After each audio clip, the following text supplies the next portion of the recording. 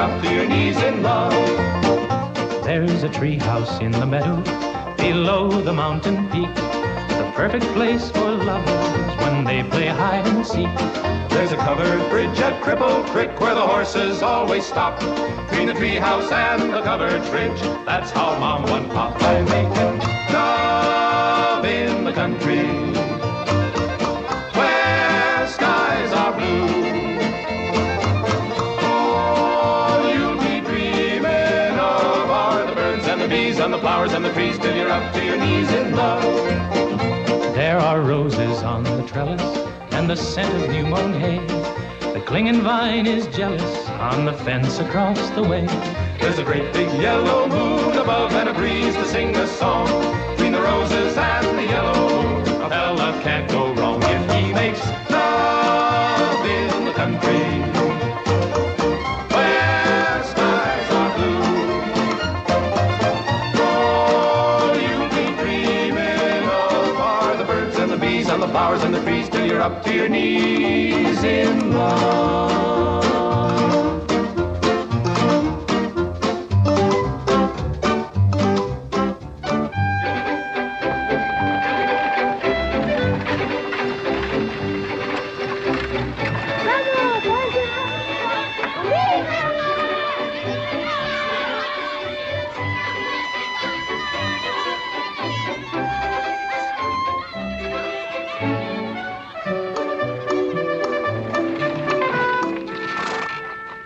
Lord to goodness, not again.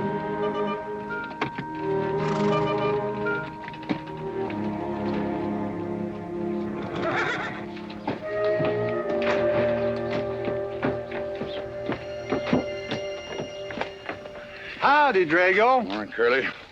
Makes 7 times this month he come home swoggled. Only 6. 7? 6. Once was his birthday. That don't count. Give me my buggy whip. Didn't have anything for breakfast but 2 raw eggs and a mug of honey. No. Curly, Yes, boss.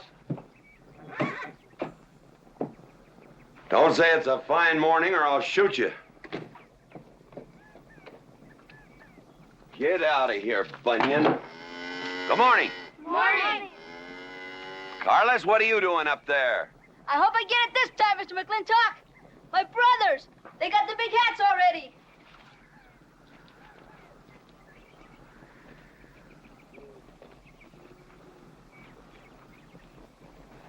All right, let them have at it.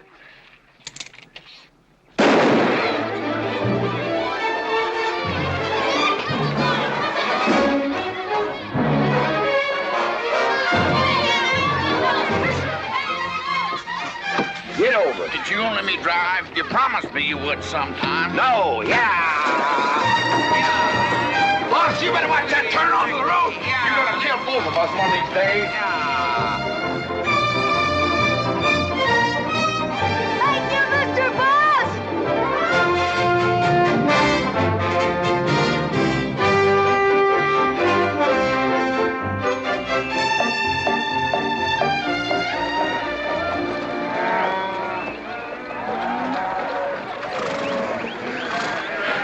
You got cattle in the back, boss.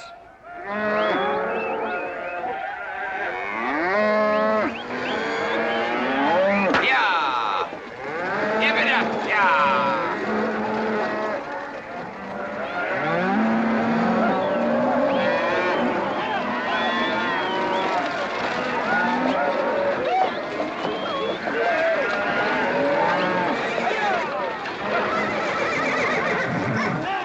Keep 'em going. 15 cents a pound all the way to Kansas City. Yeah, yeah.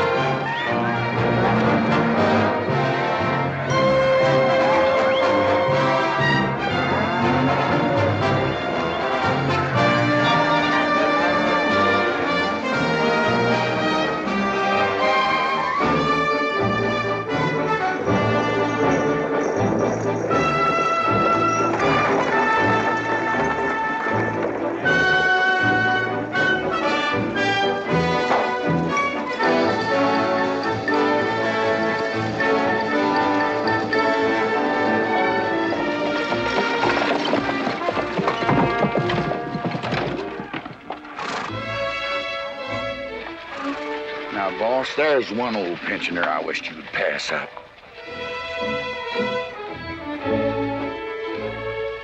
Bunny? Yeah. I knew where I'd seen his face before. He ain't an old timer. He's just been around town a couple of years. Oh, you have no milk of human kindness. Morning, Mr. McLintock. Morning, Bunny. Well, I can see you're in good health.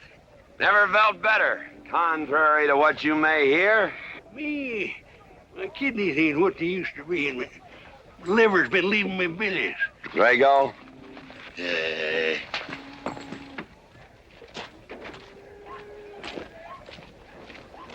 Hello, Ben. Hey, McLintock. Drago, throw that in the buggy. Yes, sir. The scrubby bunch of Sooners, huh? They are at that. Well, it ought to make Douglas happy, lining his pockets with land fees. What are we gonna do? I don't know what you're gonna do, Ben. Me, I do nothing. 200 families. Quarter of beef a week per family. If they last 2 years, that can be a sizable number. I got 20 head to 1 of any other brand on the Mesa Verde. I'm not hollering. Some of us haven't got all the money in the world. Some of us ain't old and tired and feel like being put upon. You interest me, young Ben. Go on. So the first time I find one of our hides wearing our brand hung on one of them settlers' fences, I aim to kill me a plowboy. You do what you want, McLintock. We'll do what we want. Fellas my age generally call me GW or McLintock. Youngsters call me Mr. McLintock. All right, Mr. McLintock. Not because I'm afraid of you. You're the big he-stud of this country. And I reckon a fella my age should call you Mister. He's full grown now, GW. He's a half owner of the spread. I made him a full partner the day the doc gave me the long face. Well, you want him to vote the first time this territory becomes a state, don't you? Of course I do. If these settlers get burned out, there'll be a lot of hollering that this country's too wild to be a state.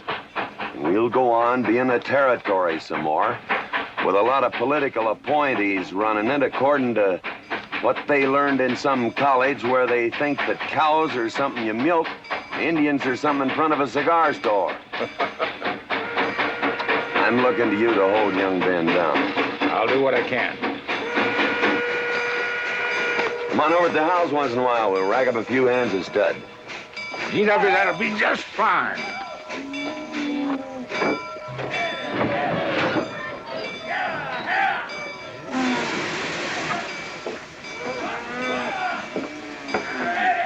It's a nice morning, ain't it, boss? Everybody's entitled to their own opinion. Like that again, eh? Here's something that'll cheer you up. About 1,000 head. I figure they'll bring about 1,250. They're not as fat as I'd like to ship. They all off the North Range? Yes, sir. Settlers. Every one of them with a plow and a Bible. Not the slightest idea what the range is for. Drago! Drag out that hog leg. Yes, sir.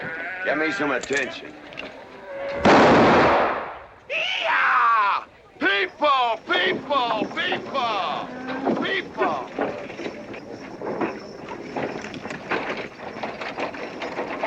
Come on, all of you. Gather around. People, come on. Gather around. I'm McLintock. You people plan to homestead and farm the Mesa Verde.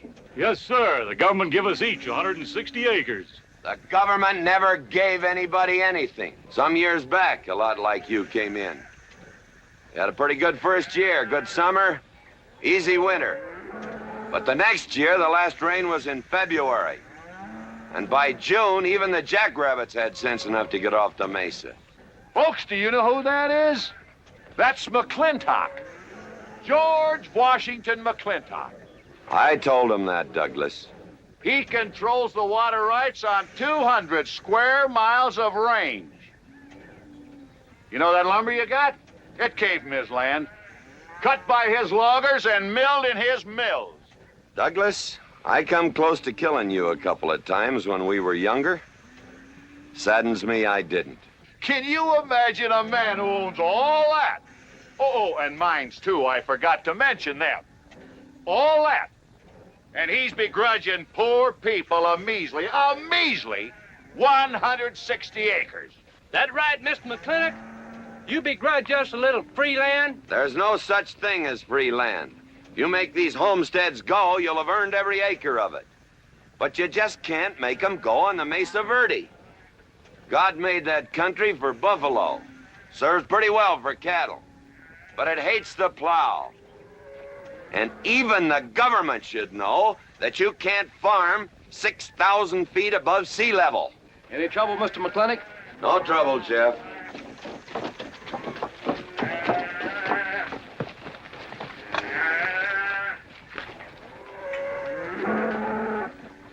How about you, Douglas?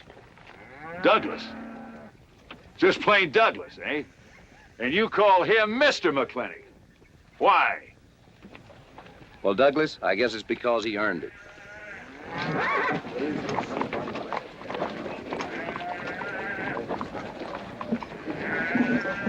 Mr. McLintock, Yeah? I'm a good hand with cattle, Mr. McLintock. I'd like a job. Well, you look strong enough. You come in with those Sooners?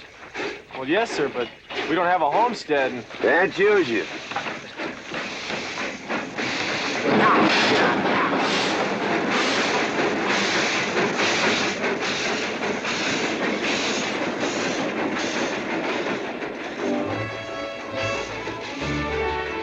Tough life, ain't it, Sonny?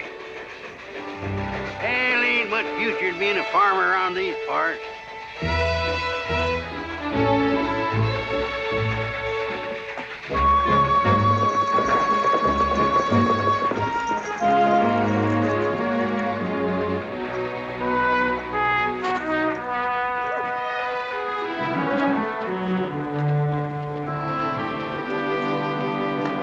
Ladies, this is the finest Chantilly lace available anywhere. Chantilly, Mr. Birnbaum.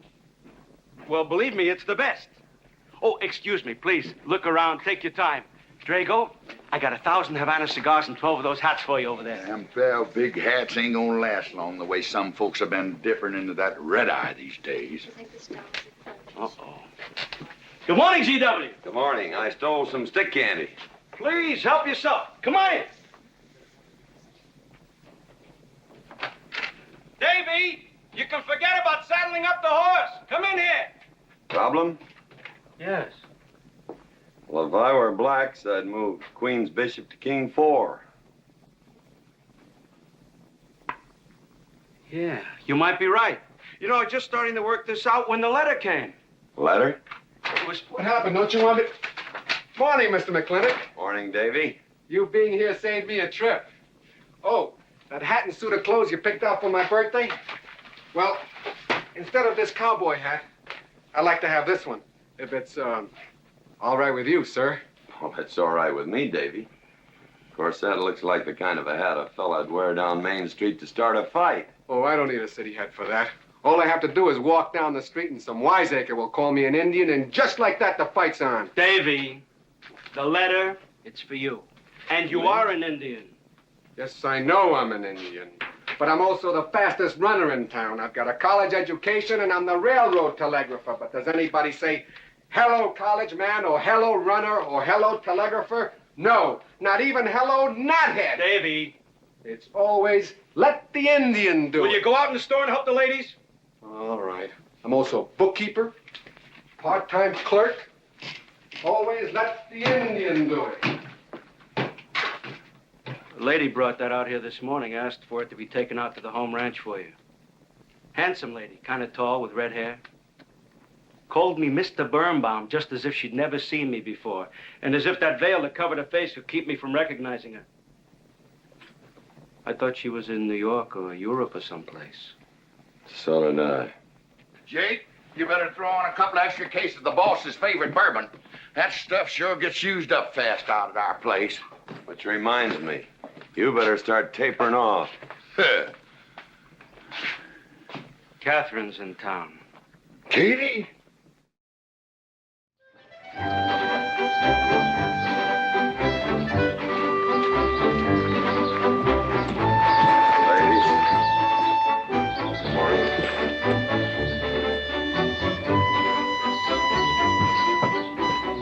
Mr. Clifford. Morning, Mr. McLintock.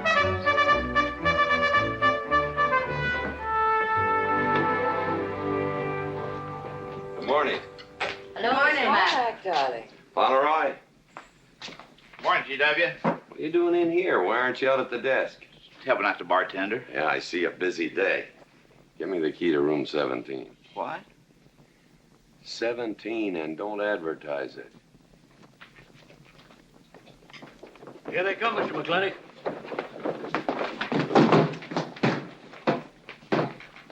Set 'em up. Here, whiskey. Day off? Off day. Wonder what he's so preoccupied about. Haven't you heard? No, what? Katie's back in town. Katie? Yes, dear. The social arbiter. Well, hi, Sonny. Good morning. Oh, He sure is a polite one. Mr. McLintock, I don't want to bother you. I'm sorry, boy. I told you, no job.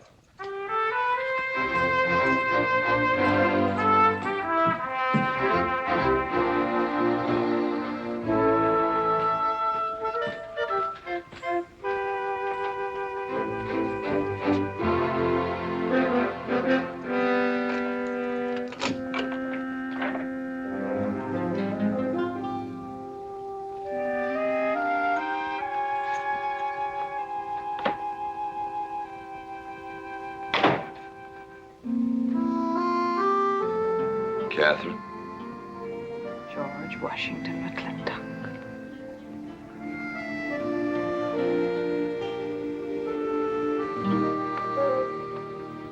I thought you'd want this.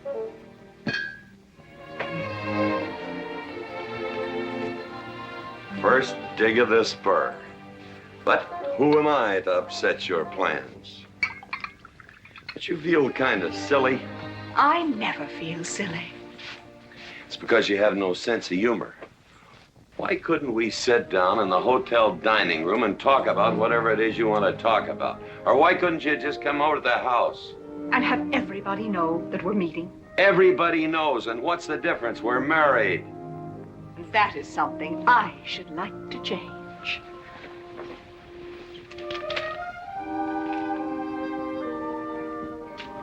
You know the answer, Katie. That isn't why you sent for me. Let's get to the rat killing. Oh, that's just the kind of remark that's always endeared you to me. Let us open the discussion. Very well. Our daughter is coming home in a few days. Or rather, she's coming here. It was just a slip of the tongue that made me refer to this ugly hamlet as home. Our daughter. Is it so hard to say her name? It's Becky. Rebecca! I hate that name. Anyway, she's coming home. And I hope to persuade you to let her live with me. Part of the time in the capital, part of the time in New York, and, of course, Newport during the season. You're whistling in the wind, Katie. If she stays here, she'll become just as crude and as vulgar as all of this country. And if she goes your way, she'll be all show and no stay. Oh.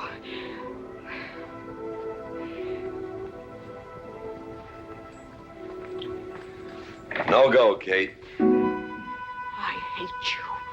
Oh, how I hate you. Half the people in the world are women.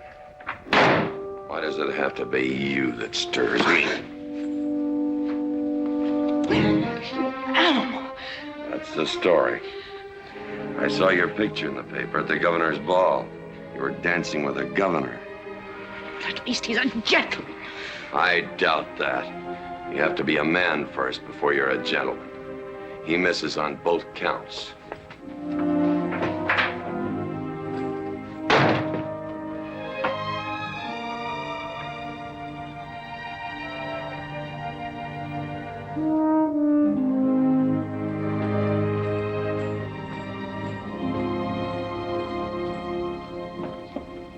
Hey, Sonny, you gonna ask him again? Nope. Hey, boy, you got a pocket of pride. You got a bag. You better listen to an expert, Sonny. I'm telling you, you got to grovel. Human nature gets him every time. Mister, leave me alone. Everybody does it one way or another.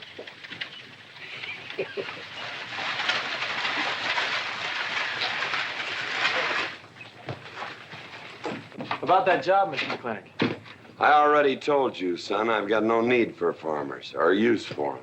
Just 1 minute, Mr. McLintock. My father died last month. That's how come we lost our homestead. I've got a mother and a little sister to feed. I need that job badly.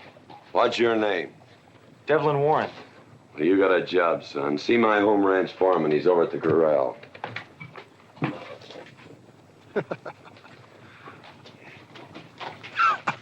Step down off of that carriage, mister.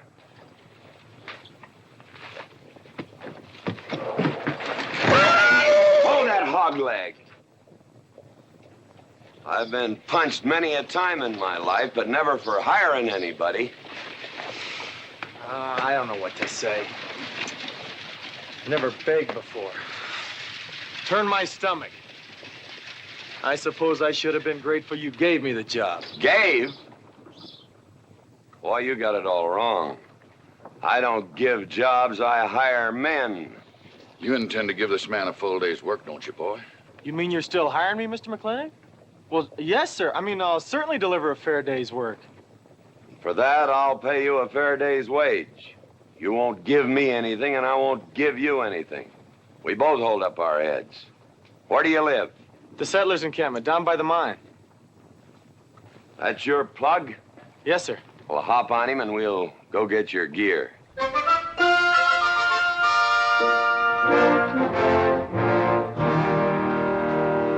Yeah! Yeah!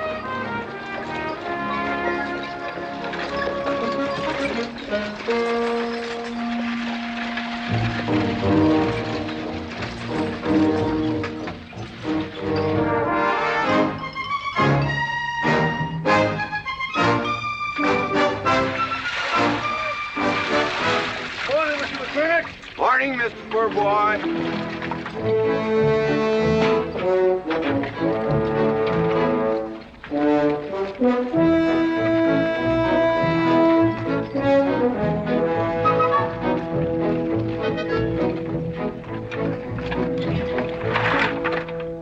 I'm sure that all you fine people are interested in knowing just what portion of this new land will be your new home. Oh, Jones and McAllister, since you've been more or less the leaders of our group, I'd like to have you come up and check the exact location. Won't be a minute, sir.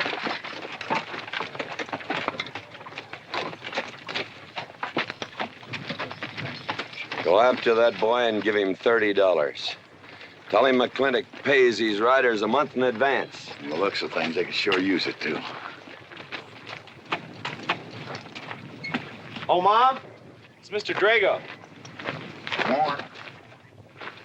Well, and what do we owe this visit from the cattle baron? I've got a touch of hangover, bureaucrat. Don't push me. Oh, McLaglen!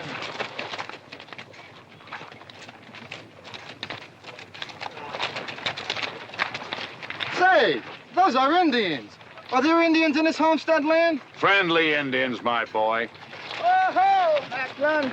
Oh, running buffalo! Oh, McLaglen! Long time we don't get drunk together. And it's gonna be a lot longer time, because it's against the law and you're with the sheriff. And if I got my hands full, they came into town to meet the train. The old Indian chiefs are coming home. I heard they'd been pardoned. They don't know when it's arriving, this week, next week, or next month. So in the meantime, I've got to do something with them. Could I cut out a couple of head of your steers to feed them? Otherwise, some of these settlers' milk cows are going to disappear. That's right, McLaglen. Cut out whatever you need. Sheriff, are you going to camp these savages with all these settlers? You're asking for trouble. Mr. Douglas, I already have plenty of trouble. Please stay off my back. Running Buffalo, bring your people over to the clay slide. Go. Hello, Mr. McLaglen. Tiny Mouse, it's nice to see you. You wouldn't believe it now, but 20 years ago, she was a mighty handsome maid. 20 years ago, you thought so too, Mr. Douglas.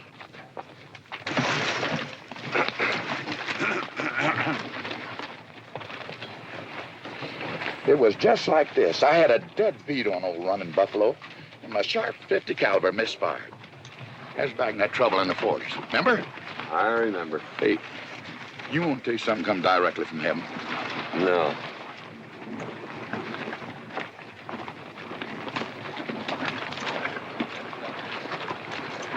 Where'd you get this? That boy's mama baked them. You thinking the same thing I am? She's a widow woman, boss, and she's got a long, hard road home. Hire her.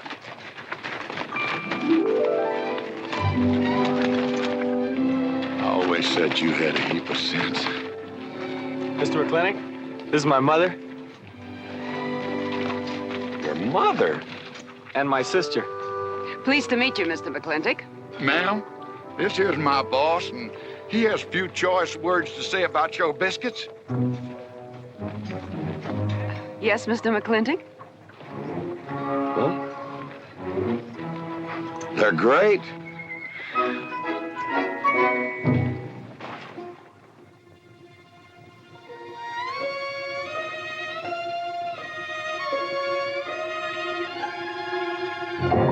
Well, you old Cantonese reprobate, how about it? Fire me? I'd kill myself. I'm not talking about firing you, I'm retiring you. You've been rustling food for us for 30 years. We're gonna put you out to pasture. All you'll have to do is give advice. Be one of the family. I'd kill myself. I may save you the trouble. But, Ching, you kill yourself, I'll cut off your pigtail, and you ain't never gonna get to heaven. I'll be one of our family. I give you my solemn word. Pretty clumsy family. Drink too much, get in fights, yell all the time. Cut off his pigtail. All right, I'll be one of our family. Giúp lấy đó. Phải là giúp lấy đó. Giúp lấy đó, hai. Cảm ơn.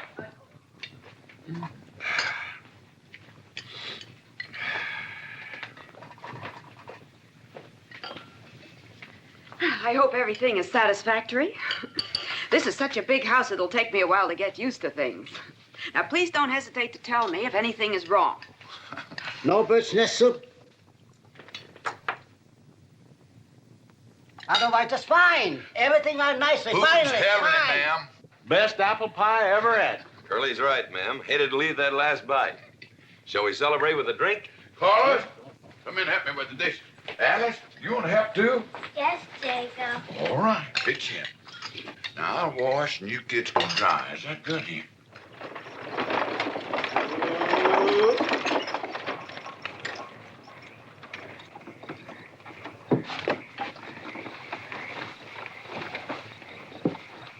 Don't seem possible one woman could use all them clothes. You keep a civil tongue and your unprepossessing face. Yes, ma'am. And unload my baggage, please. Yes, ma'am. By the way, what does that word unprepossessing mean?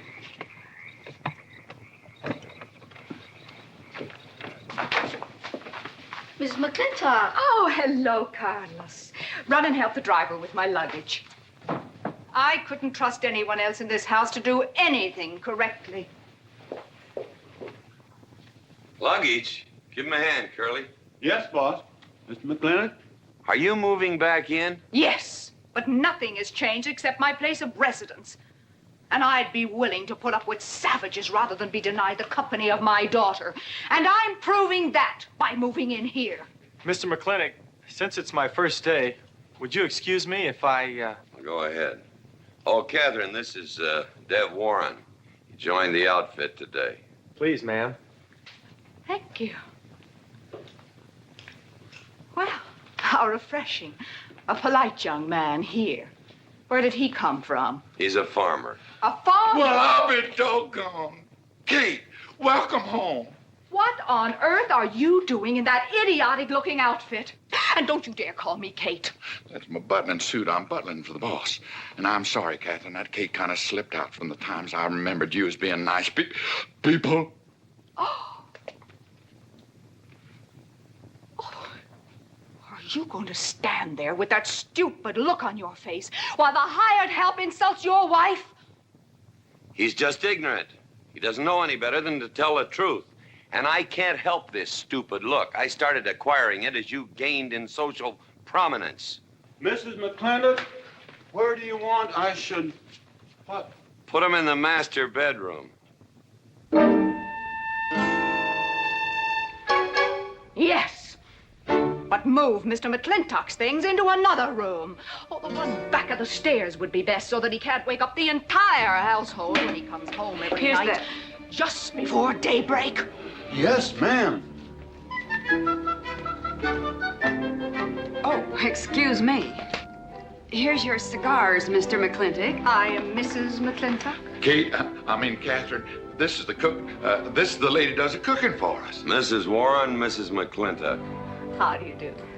Very pleased to meet you, Mrs. McLintock. Very pleased. Likewise.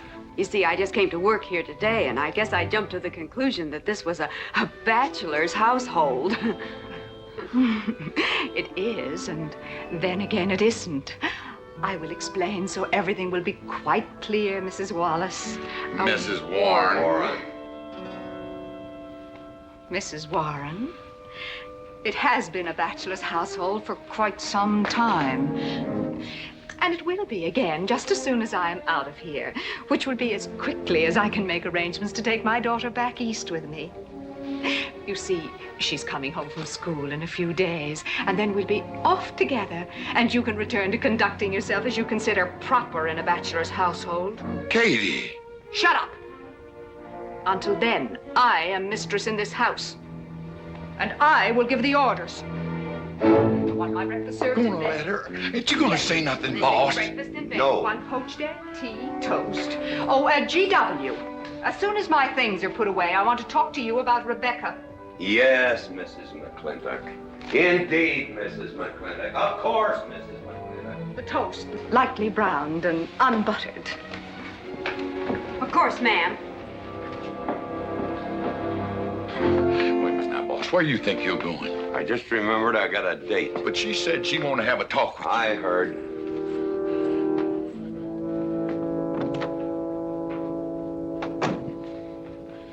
Good evening, Lem. Good evening, Mr. Mac. Yep.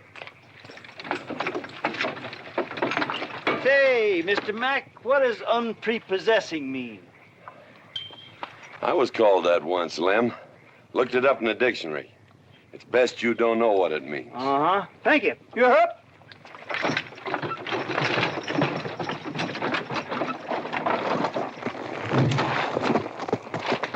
Hey! What am I gonna tell her when she asks where you went? When in doubt, tell the truth. She wouldn't expect that from you anyway. Where's Mr. McLintock going? There he goes, burning his last bridge. You see a yellow streak about a foot wide running up down his backbone. Well, Mr. McLintock? He ain't afraid of nothing. I once thought that.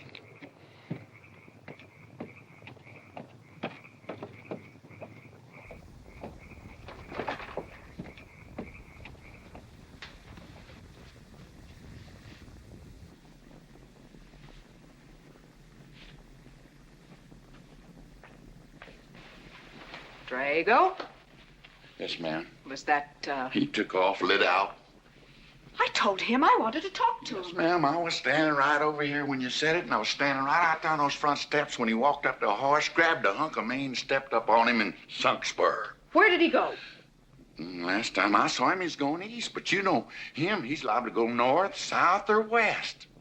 Get me a carriage. Yes, ma'am, but But what? maybe you shouldn't follow him into maybe where he's going into.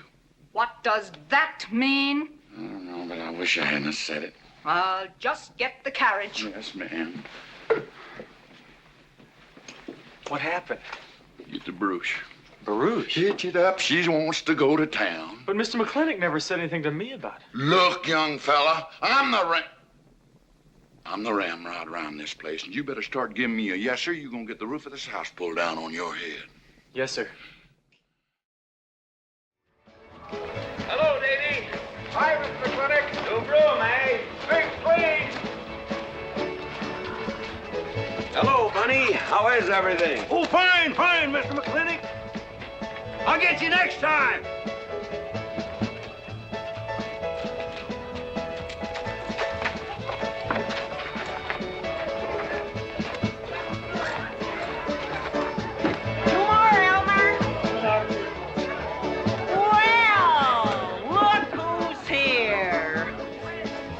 What'll it be, Mac? Same as usual? Ladies. Evening, GW. Jake? Wrong move. What? Chess problem. Queen's in danger.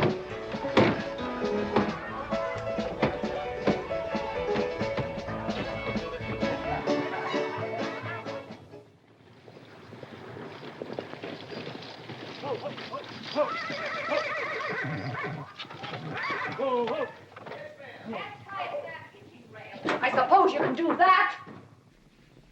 Camille, you're on your own. Miss McLintock?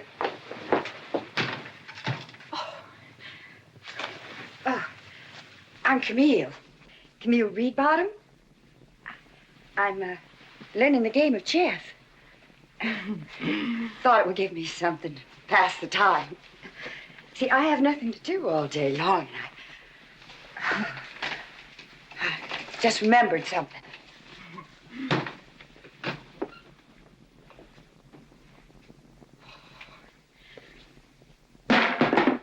Catherine, I didn't hear you come in.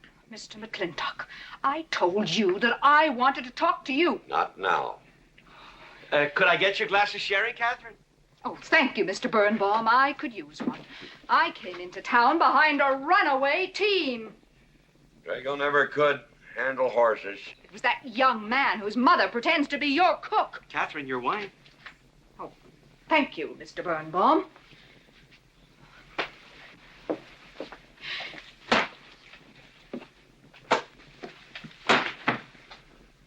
Now, Mr. McLintock, we have an awful lot to talk over. First thing I learned about Indian fighting was to wait for daylight. What has our conversation got to do with Indian fighting? Indian fighting is good experience for our kind of conversations. Oh. It'll wait, Catherine. Evening, Sheriff. Mr. McLintock, we had quite a ride out here. Oh, I finally got that team settled down. It's your move. No, it's your move. I just castled. Oh. Now, look here. You're not going to sit here all night long and play chess when the matter of our daughter remains unsettled. I am going to remain here and play chess, and the matter of our daughter is settled. She stays. Oh, such stubbornness. Catherine, your hair. Oh, it is a mess after that awful ride. No. It's just that I haven't seen you for a long time. And it seems to me the last time I saw you, your hair was a little darker, no?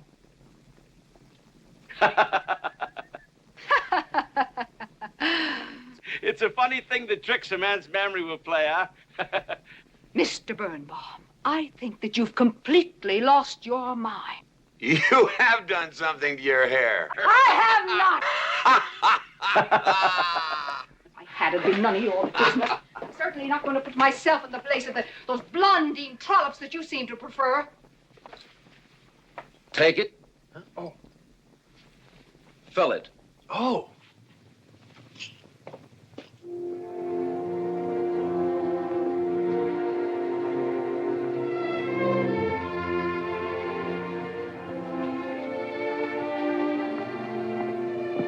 Morning.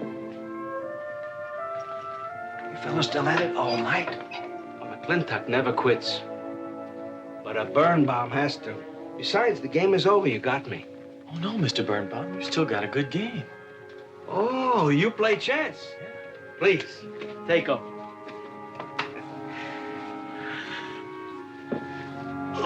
Pretty good. Fair. Well, looks like I won't have to come into town always to get a game. Remember, I'm a bad loser. It's your move. Yes, sir.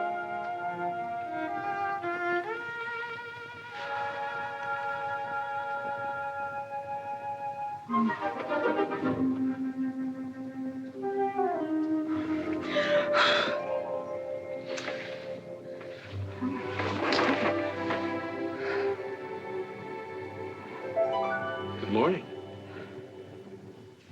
Good morning. Oh, it's morning already. Mm-hmm. Cup of coffee? Oh, yes, thanks, Jake. You're welcome, Catherine. Got any cream? Canned cow's milk. That'll do. Good old condensed milk. That reminds me. I was cleaning out my desk the other day. I found something I wanted to return to you.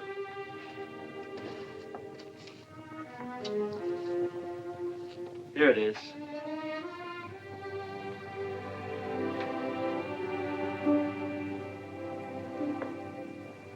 It's a medal, remember? From the President of the United States of America to First Sergeant Michael Patrick Gilhooly for bravery above and beyond the call of duty. It's your papa. Reminds me of the first time I ever saw you. It was over 17 years ago. You walked into my store, not much bigger than the bundle you were carrying. And in the bundle was the most beautiful baby I ever saw. And was she hungry? You walked all the way from Superstition Creek just to trade me that medal for a case of canned milk. GW was off somewhere as usual, fighting Indians. Sheriff! Sheriff Lord! Well, have you seen the sheriff? Kind of early for him. To try his house? Why didn't I think of that? Looks like Birnbaum's is open. Maybe somebody in here knows. So there you are, Sheriff. I told you were headed for trouble. Trouble? I want to know by whose authority you let those Indians stay in town. Those savages are wards of the government, and I am the representative of I that told Sheriff Lord that he could put him up down by the clay side. Because the town's named after him, he thinks he owns it. Well, you check the books in the recorder's office, and you'll find I do own a fair piece of it. Agard, if you knew anything about Indians, you'd know that they're doing their level best to put up with our so-called benevolent patronage, in spite of the nincompoops that have been put in charge of it. Those Indians need my permission to leave the reservation. Those chiefs have been giving orders all their lives. It's pretty hard for them to understand that they have to hold up their hand like a schoolboy in a classroom. The law is very clear. I told you you'd get no satisfaction from these people. But we'll get the girl back. Girl? The girl the Indians kidnapped. But don't worry. I armed the settlers and set them to rounding up those red devils. What is this about a girl? Millie Jones, one of the settlers' daughters. The Indians kidnapped her. That's ridiculous. And you turn loose a lot of farmers with shotguns? I certainly did. You're insane. Let's go, Sheriff. Mr. Douglas, Oh, Miss McLintock. much as I hate to agree with GW about anything, you haven't changed a bit. You're still an hysterical fool. Come into town, I got worried. What about? Thought maybe Katie shot you. Not yet, Drago, but it took restraint. Wait a minute. We better take Agard along. Not that he'll be much help. Drago, have him on the horse. Just a minute. Well, I'll drive. Yes, ma'am. Agard, what are you doing? Agard, this is serious. Stay with him, Agard. Stay with him. Agar, will you stop showing off and getting this buggy? Mercy. Mercy. That horse is a little green.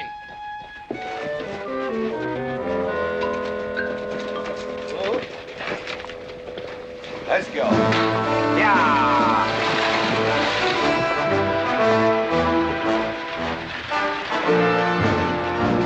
Just where do you think you're going? Don't use that range, boss. Tone of voice with me.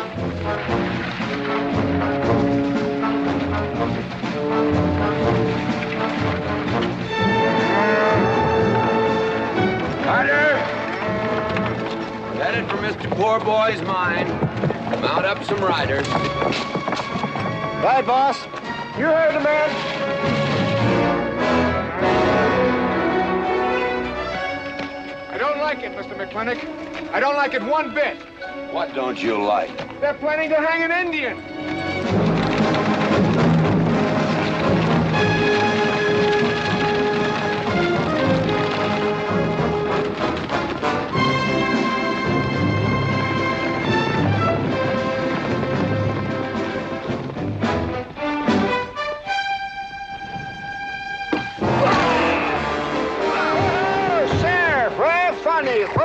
whiskey.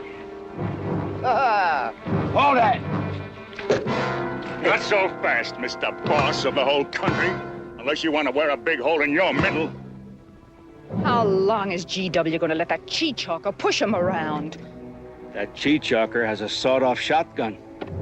How do you know she didn't wander off someplace or meet some fella or something? What are you saying? That I didn't raise my girl right? That she'd wander off all night with some man? There's a lot of things I'm not saying to you, mister. Well, you got a sawed-off shotgun in my middle. But how do you know this Indian had anything to do with it? She's gone, ain't she? She's gone. Pa! Pa! I'm over here! Pa!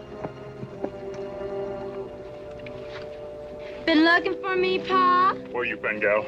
Young Ben took me for a sunrise ride, and the horse wandered away. You come down over there. But, Pa!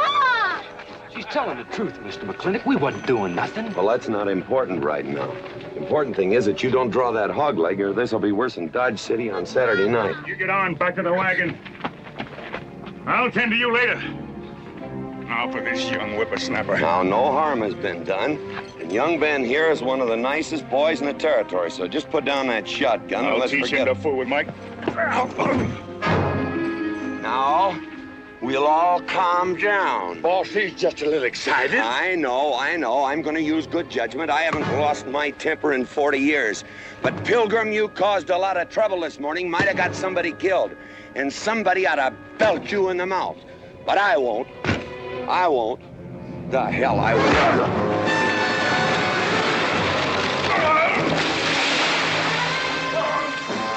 McLintock Rider!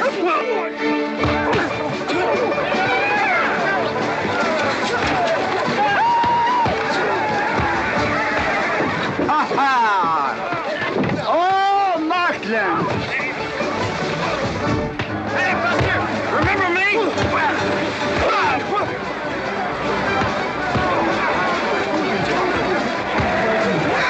Hello, sir. Nice party.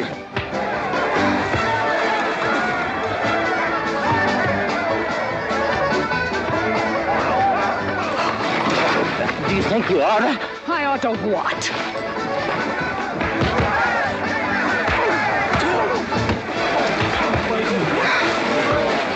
Why are you fighting?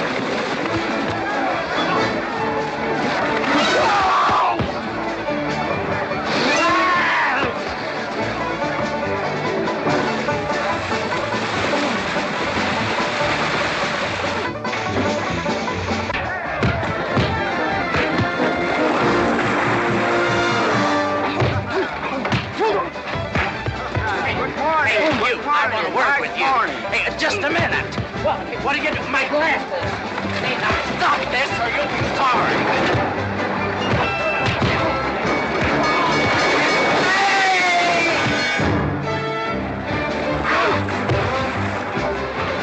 Stay out of this, Jake. It's everybody's war!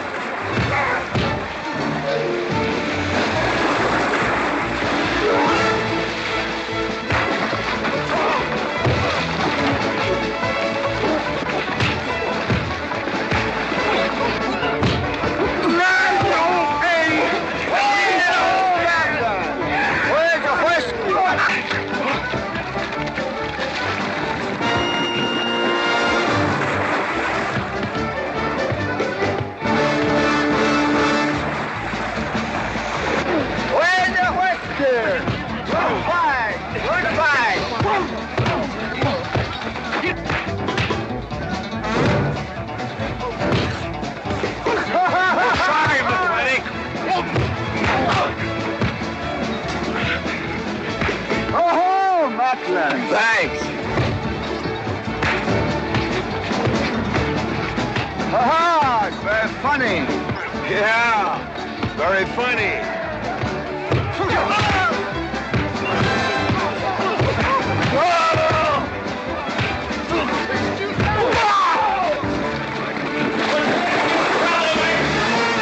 Guys, Mr. Douglas, I'm sorry.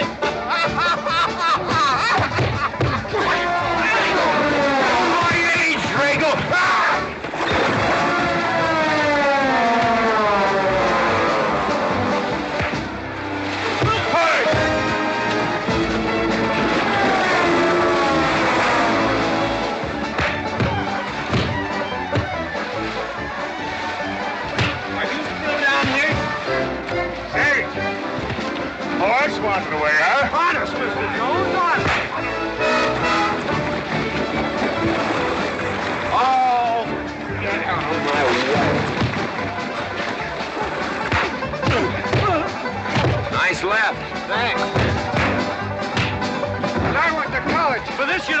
College. You're not getting me down there.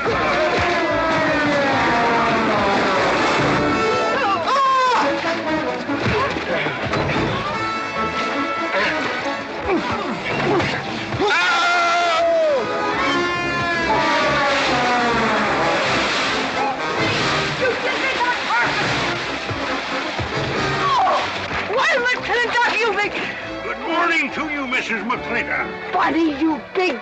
Yowie!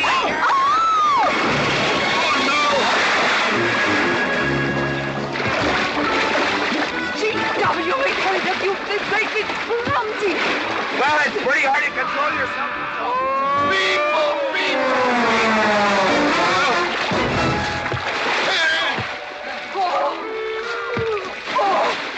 Oh, Macklin! Oh, Macklin! What's party? But no whiskey. We go home.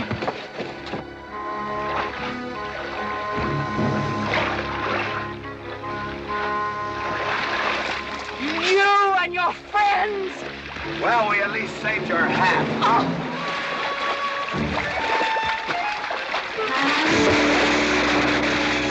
Where is everybody? Oh, for heaven's sakes.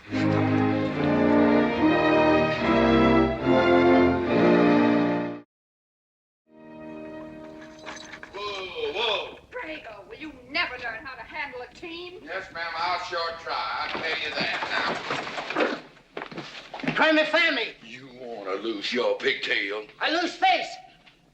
Lousy lot of tips. You want to lose more than that. Kate, Yes?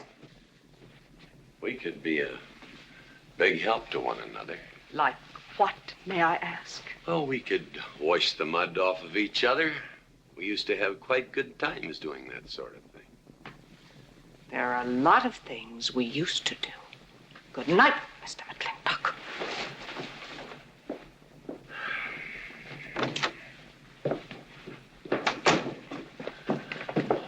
Any luck? What are you talking about? I mean, divorce. She still want it? Yeah. You know something? Women are funny. She fought like a wildcat on your side out there this afternoon. Come home, she slams the door in your face. That divorce business, is that what you get when you pay a woman not to live with you? That's about it. Some women I've known it'd be worth it. You know, if we had any moral character, we wouldn't be standing here covered with mud drinking when we should be washing. GW. Drago.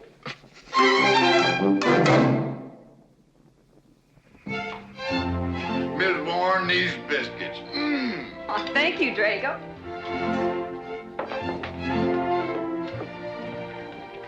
Good morning, Mrs. Warren. Good morning, Mr. McLintock. Breakfast for the boss?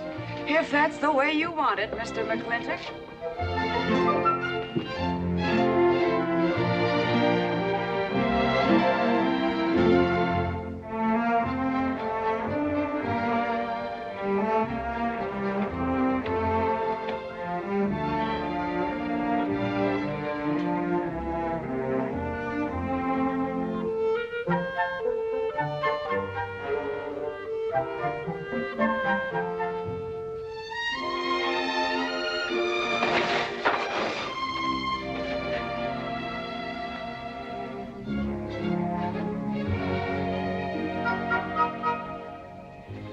One poached egg, tea, toast, lightly browned, and Why, Mrs. McLintock, you have a black eye. I do. Ooh.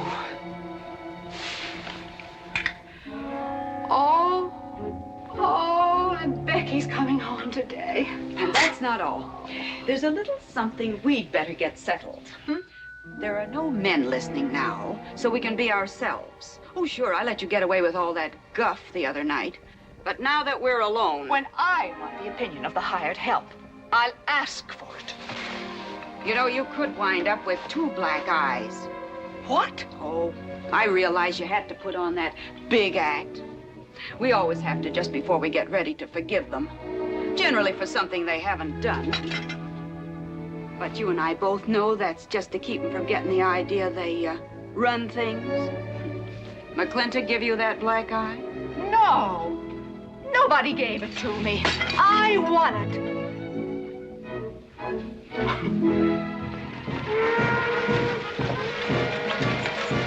Morning, Davy. Morning, Mrs. Beach. Mr. Beach.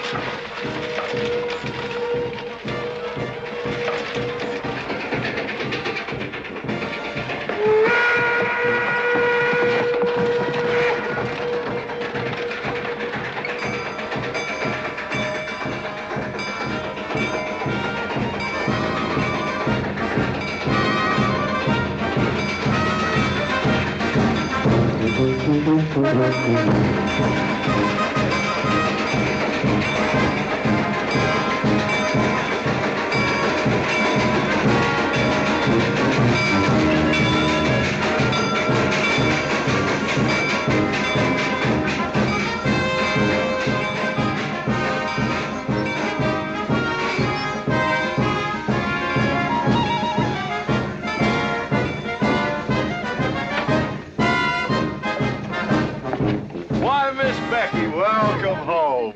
Hi, My boy! Good to see you again. Daddy! Well, Daddy! It's been 2 long years. I guess I'm gonna have to stop calling you Tomboy. Oh, Becky. Mama! Oh, darling. Mama. I wasn't sure you'd be Oh, here. I've been here a few days. Oh, Becky, I bought you 3 of the most beautiful dresses. Uncle Drago! Oh! Did you bring your old uncle a coming home present? Sure did. What is it? A mustache cup. And what did you get me? Prettiest Palomino pony that ever packed a saddle. Broke the stand, drowned, tie, and the cow. Oh! Uncle Jake! Oh! What are you doing with Mr. Douglas's tuba? Oh, Mr. Douglas had a little accident. I brought you a whole shipment of licorice sticks. But now that I've seen how much you've grown, I think we better exchange them for a couple of bolts of dress goods, huh? Thank you. Oh, the mayor was going to be here, but he had to go to the territorial capital on a horse theft matter. But I'm going to give his speech. Oh, and don't worry about the mayor. I'm sure that he can find a bill of sale for the horse.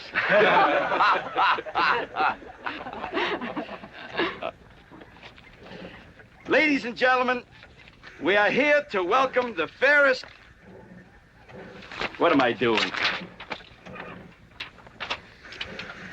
We are here to welcome back the prettiest girl that was ever born in McLintock, or in any part of the territory.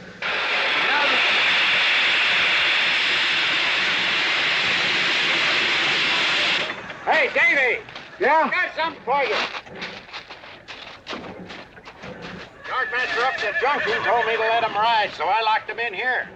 I've had my scalp a long time, and I aim to keep it.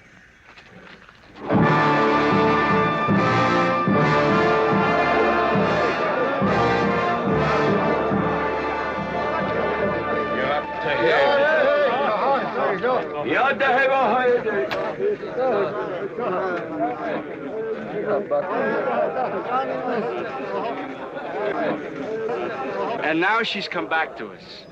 Gone are the pigtails, but the freckles are still on the prettiest face that was ever born in McLintock.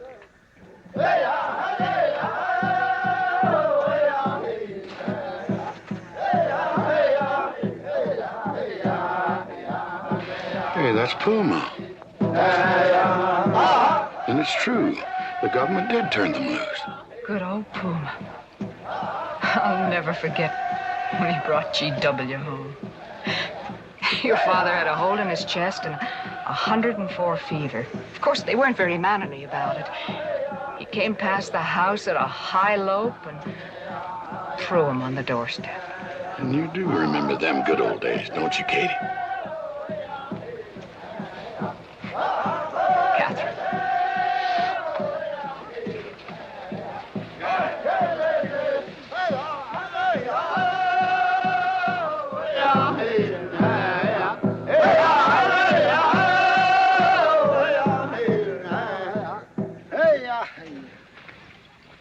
Yatta-hey, my friends. Yatta-hey. Puma, honored enemy. Does big McLintock forget? Also blood brother. No, I'll never forget that. All wound. Does it hurt still? I feel it when it comes on to rain. An inch higher and I wouldn't have had to worry. Our big McLintock, that was remembered fight. We return with news. Our people have more trouble. You see, I learned good English now, big McLintock. Learned in white man's jail. But we would have you talk our cause at government hearing. I understand that Governor Humphreys is going to preside at that meeting.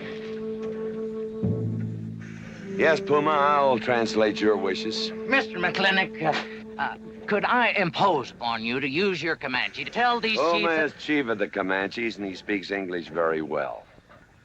Oh, well, your people will have to follow my instructions to the letter. It is the law of the land...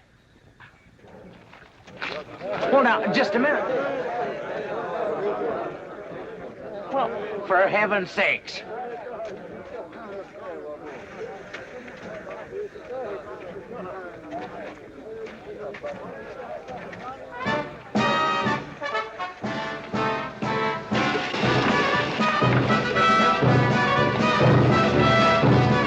wait here, honey. I'll get the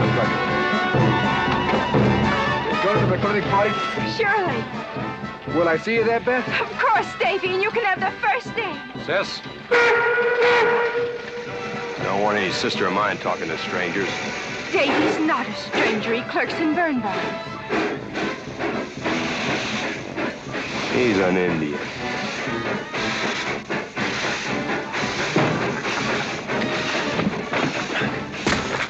Darn you, Drago! Now look what you've done.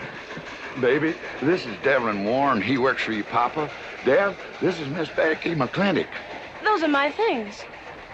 Yes, ma'am. Oh, I'd have known you anywhere, Miss Becky. What do you mean? Oh, I mean, you look so much like your mother. Well, even prettier. Oh, Mr. Warren. Mother's much prettier than I am. Many a fight started with words like that. Come on, get in the boat. Hello, Ching. We got jelly pie for dinner. I'm not cooking. No, he's not. Junior! Yes, Miss Becky. You remember Junior Douglas, Mama? Oh, of course. How's college? Valedictorian, 95. Oh, congratulations. Oh, Mr. and Mrs. Douglas, we will see you at the party, of course. Oh, delighted. Well, it'll be pretty hard to keep young men away. Yes, sir. Drago? Yes, boss. Baggage all on it. G.W. You remember young Junior? Oh, yes. Like father, like son. Mr. McLintock, I hope you don't think I'm being presumptuous in asking for the honor of calling on Miss Rebecca. Well, there she is. Ask her yourself. Well, thank you, sir. Ching, now I'm going to get fired. Get up out of here. Thank you, sir. Thank you. Have you no manners? See you at the party, Junior! Yeah. Yeah, what? Like father, like son. What did he mean, Matthew? Come on, Ching. Grab a root and growl. Well,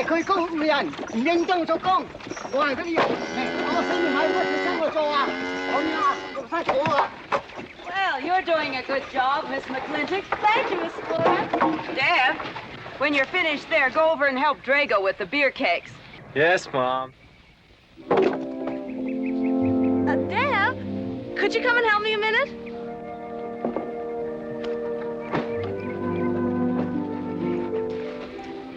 I certainly was surprised to hear you went to college. Why? I don't know. Junior says Purdue's a good college for a backwater place like Indiana. Well, he did indeed. Oh, could you do this? I can't reach it. Why didn't you finish college? Lack of funds. My father got sick, and he had to come out west. So we took out a homestead. You know, your mom's sure cute. It's too bad you didn't inherit her eyes.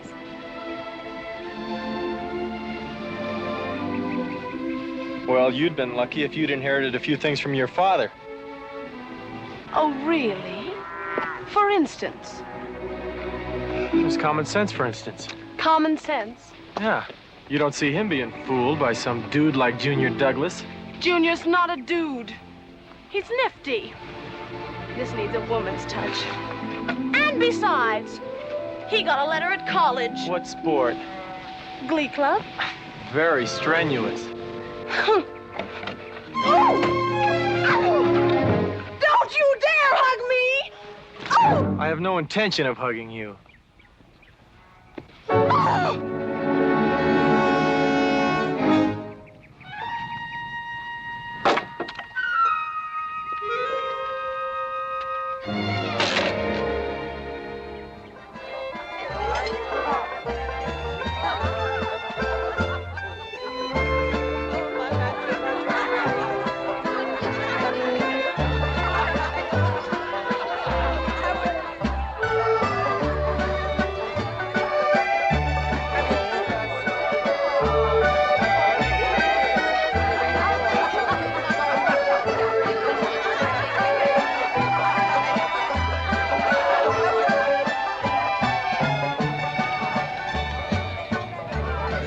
Ladies all look lovely, Catherine.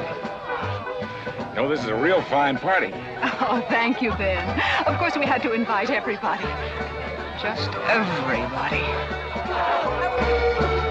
Sorry, GW, but this one's mine. Well, thank you, Mrs. Warren. I guess I'll have to be a good host in my own home. Well, the next one's yours, Mr. McLintock. Thank you.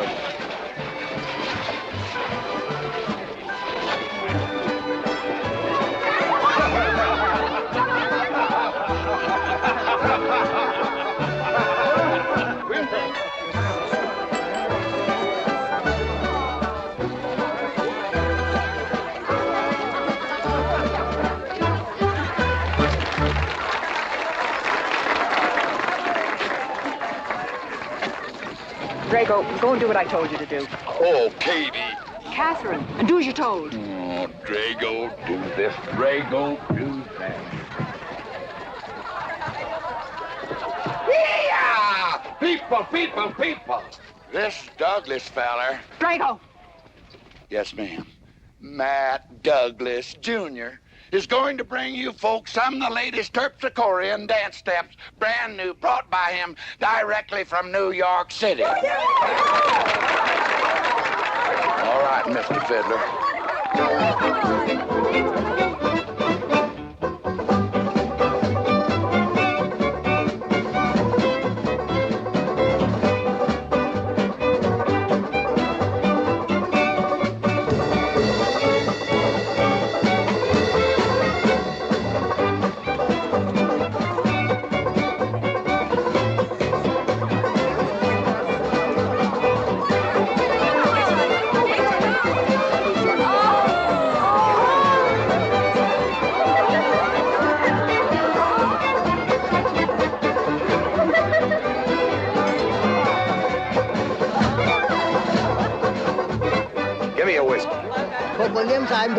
What? Just turned a 10-gallon party, boss.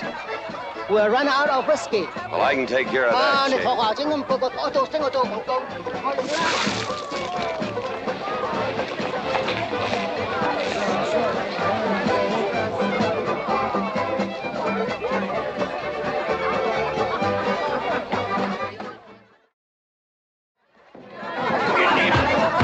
Indian.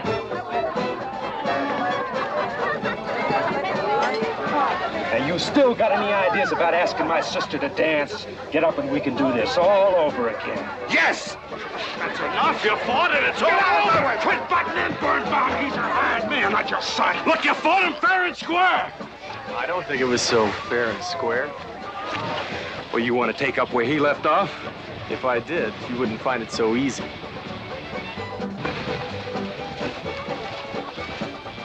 Now we've had enough of this. Well, when are you going to quit walking away? Just as soon as we're out of sight of the party.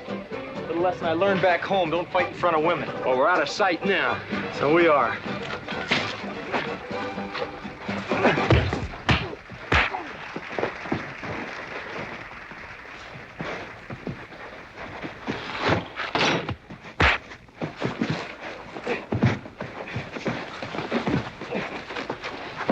Such vulgarity. Someone should do something about it. You're right. Absolutely right.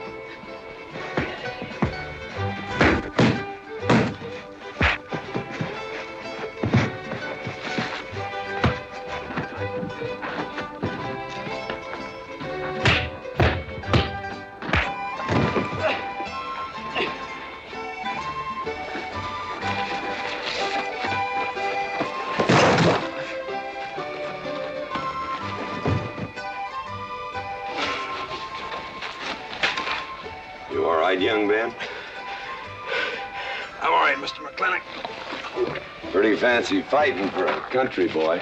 2 years at Purdue, Mr. McLintock, on the boxing team. I never thought any farmer could whip me. But you sure did. Better get him cleaned up. Get him some water, Jake. Yep.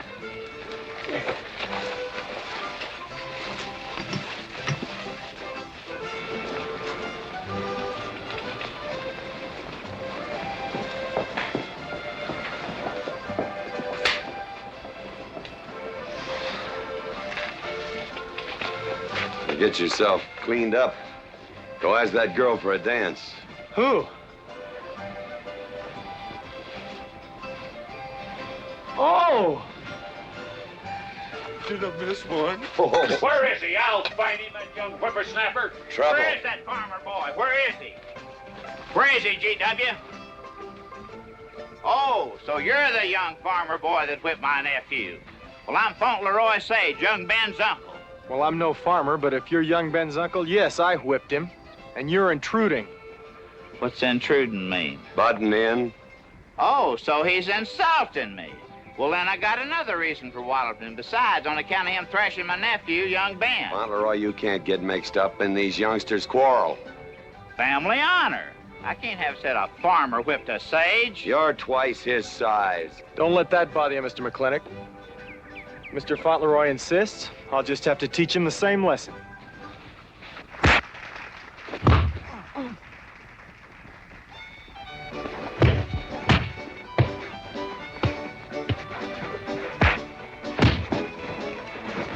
Say!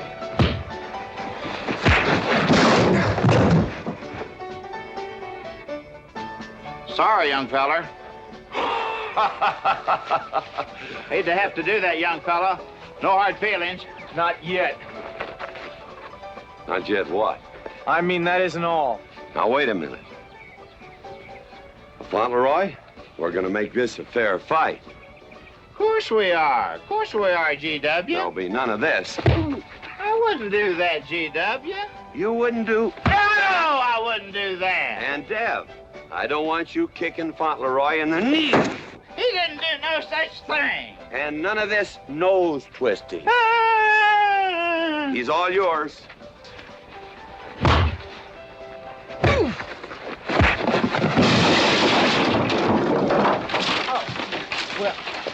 Well, where are my glasses? You all right, young feller? Ouch! I'm all right. This Indian agent will stop stepping all over me. I beg your pardon. G.W. You're just funning me. But I want you to know that boy fought me a fair fight. Well, I'm glad to hear that, Fauntleroy. Here's my uncle.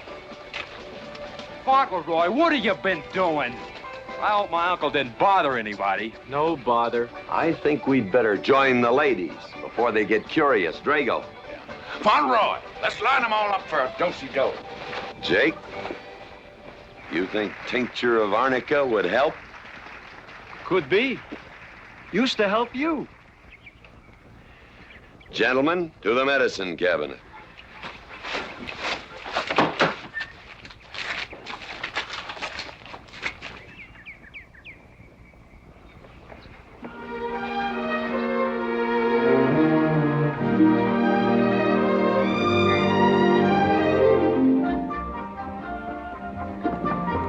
Good morning, Drago. Morning, Davy. You seen Daddy? Took over early this morning with a scattergun over his arm. Went hunting.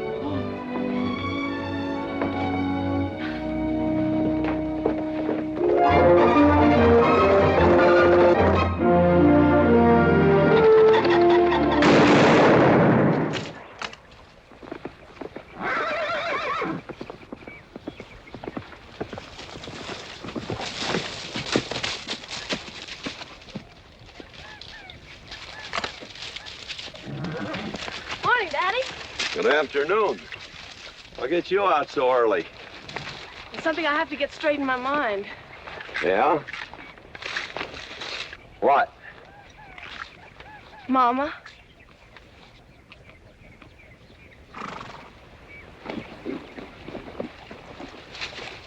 Why'd you and Mama stop living together, Daddy? Why'd you separate? Aren't you going to answer me? No. is sort of my business, I think. I don't. Is it another woman? Usually is. At your age, you always know what's usual. Is it Mrs. Warren? Becky, I don't want to start laying the law down your first day back home. But I'll have no more such talk. First time I ever saw Mrs. Warren was last week. She has a job here at which she's very good. And I hope you'll have the good manners to not pry into other people's business. Your mother's and mine. Pretty good shot, Daddy. Oh, I can understand your trouble. Mama's often so, well, so petulant. Petulant? You learned a lot of words back east, Becky.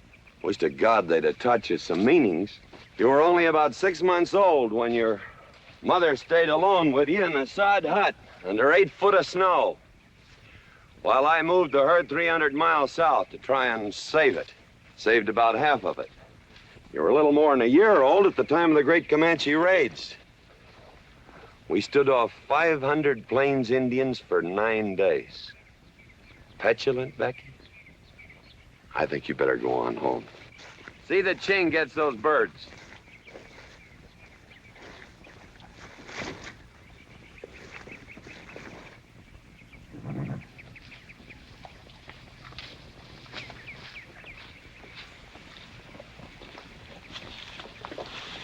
Becky, come here.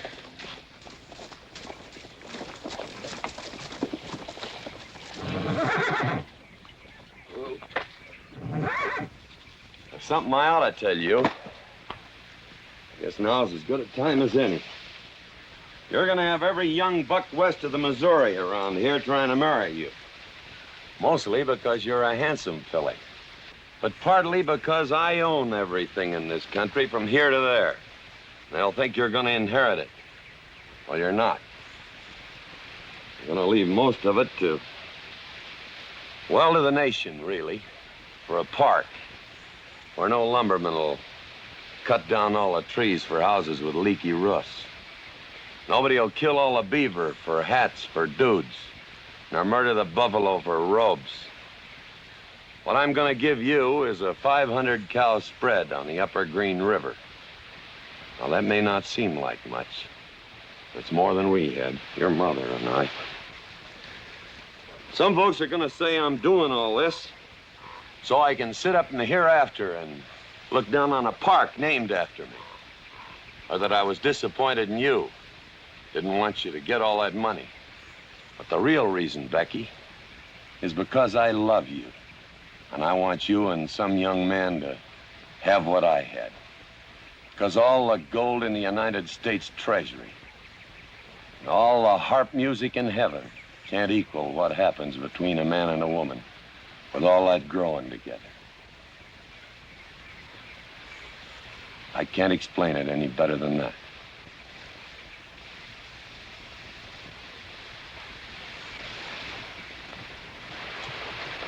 All right, Daddy. Becky.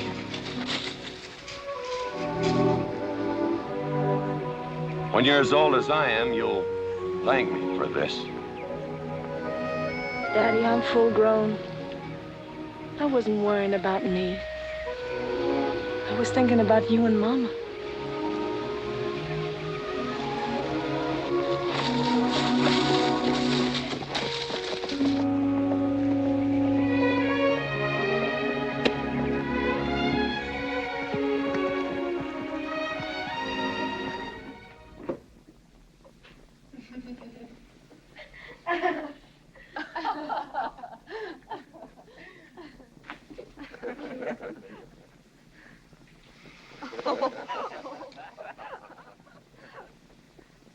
Oh.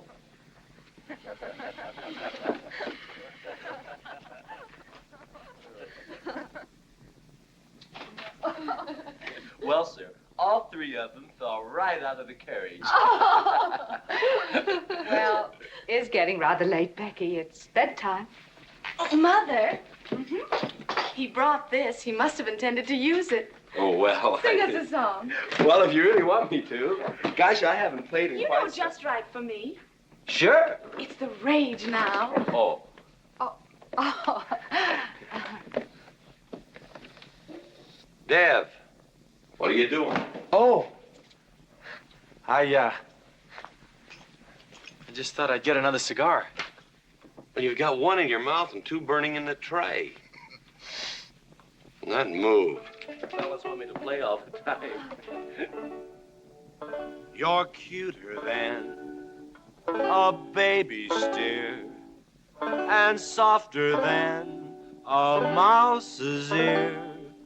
I want the whole wide world to hear. You're just right for me. You're sweeter than... Oh, no, not that rhythm, Junior. Do it the way they do at the plaza. I know the words. Sure, Becky. Will you sing with me? Of course. All right. I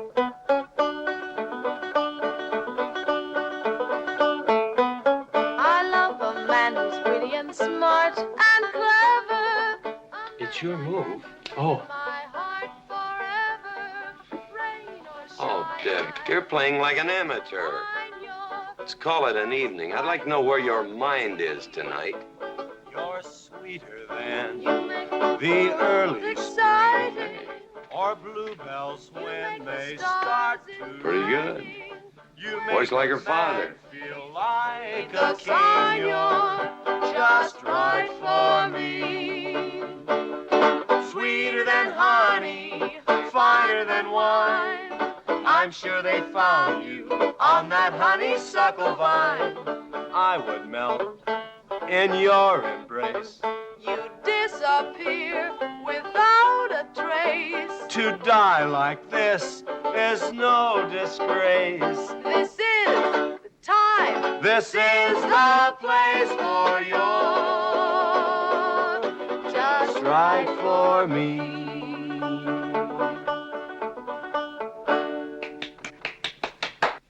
Well, that's so good, I kind of hate to break this up.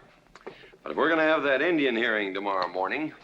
Sir, about our conversation earlier this evening, I believe I'd better apologize. Yeah? Yes, sir, I've been thinking it over, and when I called you reactionary, well, that's merely my generation's term for your generation. It's nothing personal, sir. Oh, really? Well, good night, sir. Good night, Miss McLintock. Good night, and do come again. Good night, Drago. Night. Boss? What does reactionary mean? Me, I guess. He says that anyone that wanted to sell at a profit was a reactionary. Was we reactionaries back in them days when you was selling beef cattle for 6 cents a pound on the hoof? Well, no use arguing with him. College boy.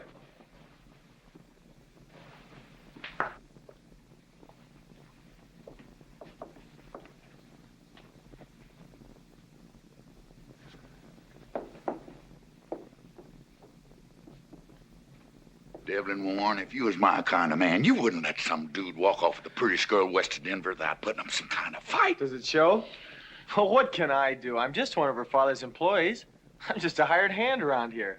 Every so often, Dev, you spill the strangest ideas. Everybody works for somebody.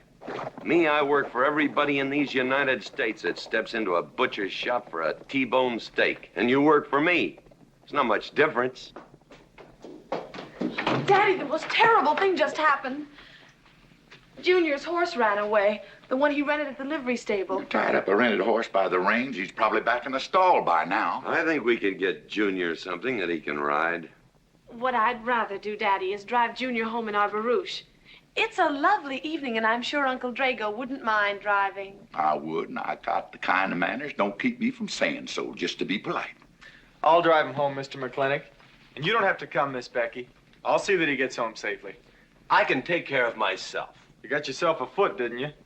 Dev, get the carriage. Drago? I'm going with them. Now you got me wrangling dudes.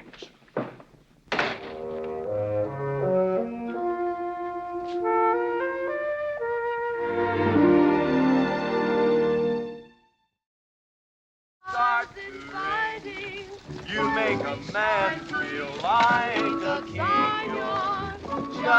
fight for me. Miss Becky, somebody better help me watch the road. You know, I'm new around here. Might take the wrong turn off. Devlin Warren, you know there isn't a turnoff between here and town. You disappear without a trace. To die like this is no disgrace. This is time. This is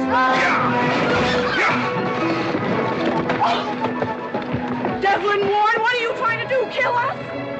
Rather have your friend drive?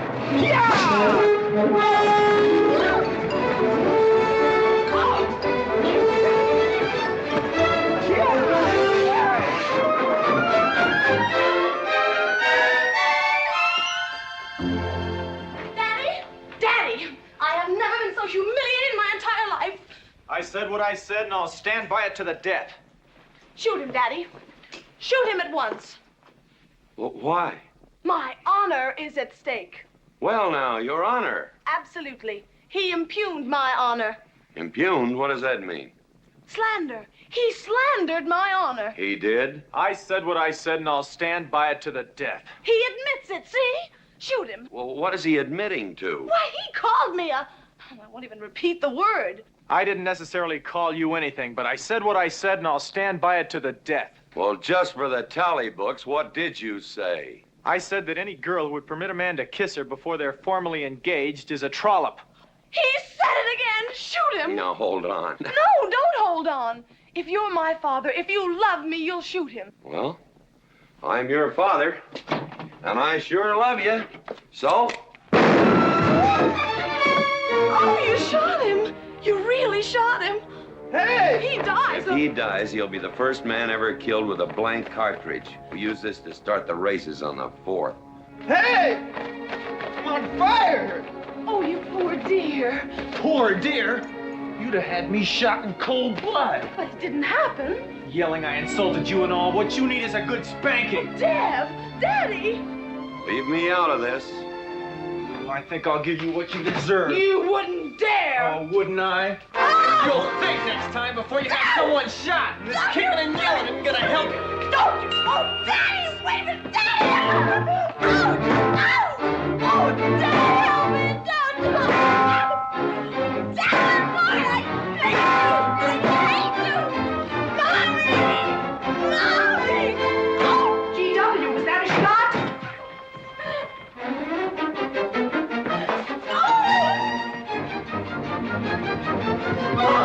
Becky, what happened? He spanked me!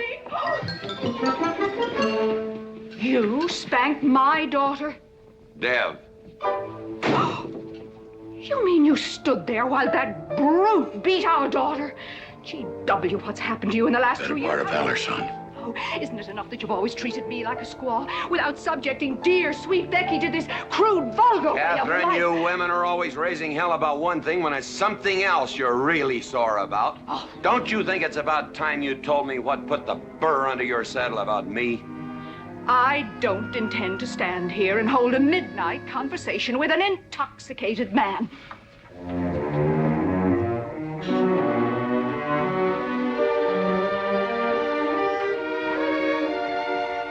And I am not intoxicated. Yet.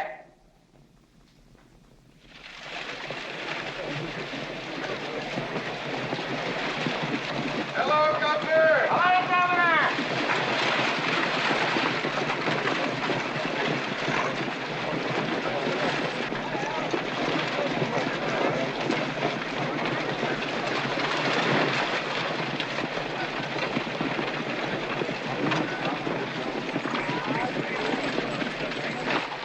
Chief Puma? Yes, Sergeant. Big McLintock, we know you get us fair judgment. You gentlemen, follow me.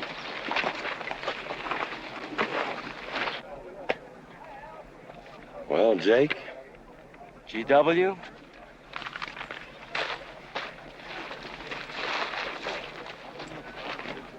Well, G.W., it's been a long time. Not long enough. Cuthbert. Your husband is a rude man. Yes, Cuthbert, I know.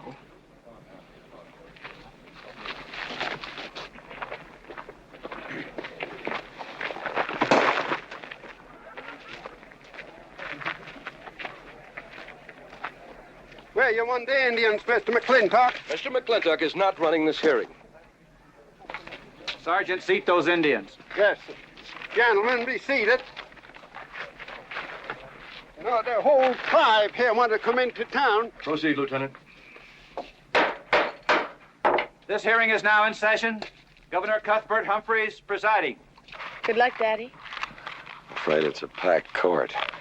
Government Edict number 826 has ordered that the Comanche Nation be transferred from their present reservation to Fort Sill. It is the government's claim, as filed by Indian Agent Agard, that these chiefs, after being released from prison by a kindly government, did then rouse and incite defiance among the tribe against said order. It seems, gentlemen, that although some of these chiefs speak English, Chief Puma is quite at home in our language, they have chosen Mr. McLintock to be their spokesman. I speak for the Comanche. Or rather, I offer this translation. Proceed, Mr. McLintock.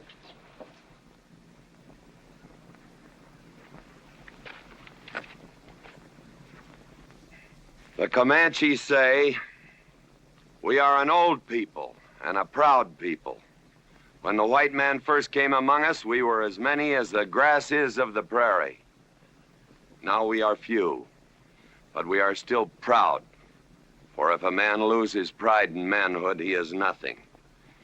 You tell us now that if we will let you send us away to this place called Fort Sill, you will feed us and care for us. Let us tell you this.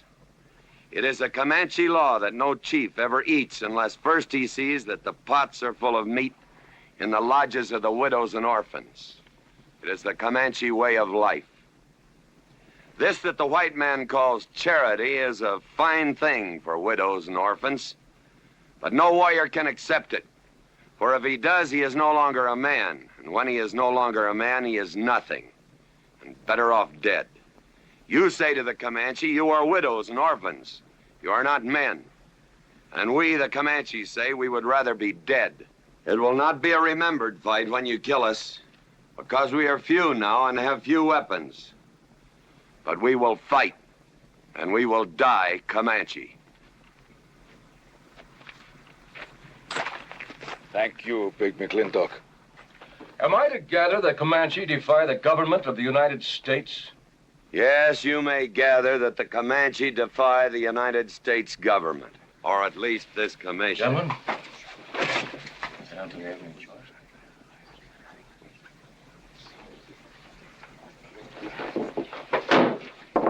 It is the order of this court that these chiefs be incarcerated until such time as the detachment of United States cavalry be made available to escort them and the Comanche Nation to Fort Sill. This court is adjourned. Oh, McLintock! You are important chief amongst these white people. Sway them. Have them give us few guns to make the fight worthwhile. Let us have one last remembered fight for end of Comanche. I almost wish I could arrange that, Puma. Ahalani cha. Ahalani cha. Sergeant! Yes. Good God. Carry on. Gentlemen.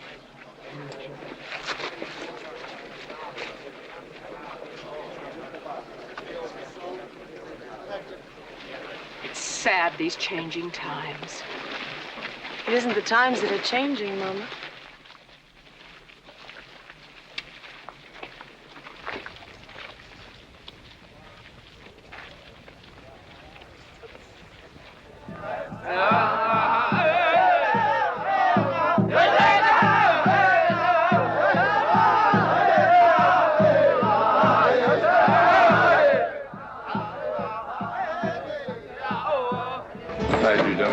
Hello, Lem.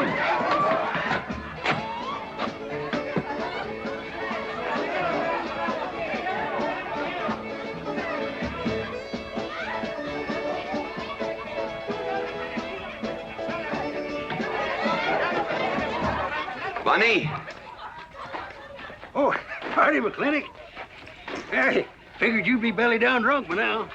I've been doing some drinking, Bunny. Is that boxcar still on the siding? Well, sure, but... But what? I don't like it. You don't, eh?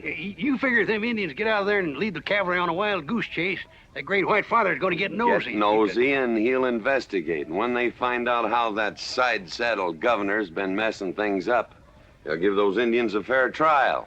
That's live ammunition in that boxcar. You know what'll happen if them Indians get some guns in their hands? Somebody's going to get hurt. Is Puma's word good enough for you? Well, I don't... McLintock, you got yourself a partner. Leave me out of this. Hey, McLintock. Good night, Bunny. Good night, Governor.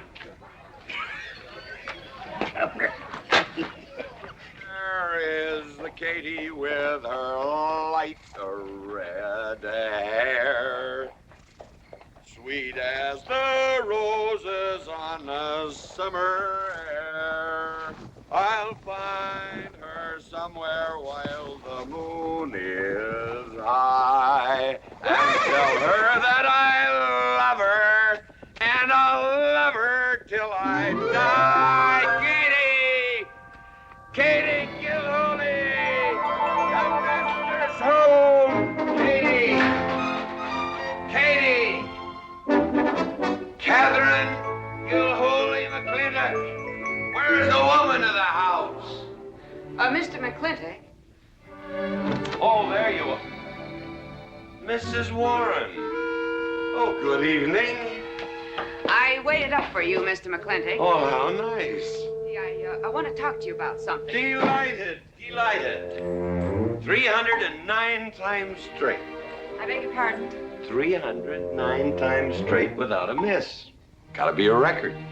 I suppose so. Now, Mr. McLintock, what I wanted to say... 2-pound Stetson, 6-inch brim, 53 feet in the air. It's gotta be a record. I'm sure it is, but the reason I waited up... Damn it, woman, can't you hold that glass still? Of course, sir. Now, down the hatch to my world's record. Down the hatch. Yes, sir.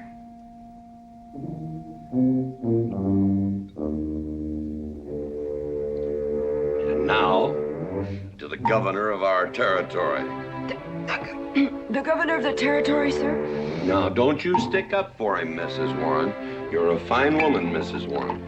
But you'll certainly go down in my estimation if you stick up for Cuthbert H. Humphrey, governor of this territory. I don't mean to Down change... the hatch. Oh, yes, sir. Down the hatch. Cuthbert H. Humphrey, governor of our territory, is a cull. You know what a cull is, man? A cull is a specimen that is so worthless that you have to cut him out of the herd. Now, if all the people in the world were put in one herd, Cuthbert is the one I would throw my rope at. At whom I would throw my rope at. Natural-born cull. Another touch, ma'am? Oh, no, sir, no. Well, I don't mind if I do. Good. Can't walk on one leg. Oh, I didn't mean to be vulgar, ma'am. Can't walk one limb. It's all right. Sounds silly. Only a bird can walk on a limb. You know my wife? Her name's Kate. She insists on being called Catherine. Do you know her? Of course, Mr. McLintock, and that's what I wanted to talk Well, to you. she thinks that Cuthbert H. Humphrey is panting for her like a bull buffalo at the first green up of spring. But what Cuthbert is panting for is my money. Don't make me feel like I'm drinking alone, ma'am. Very well, Mr. McLintock, if you insist. Down the hatch. Good.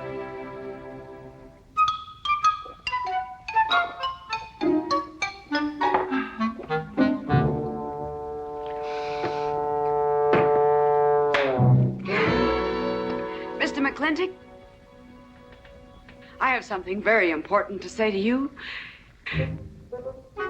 Very important. Guess it'll have to wait till the morning. Toodle. Oh, it's all right. It's all right. Betty, bye-bye.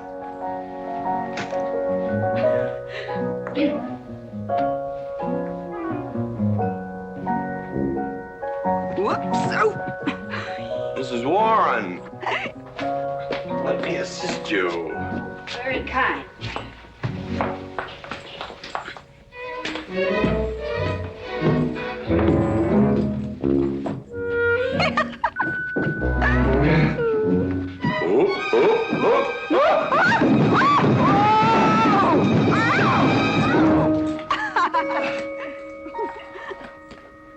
Whoops.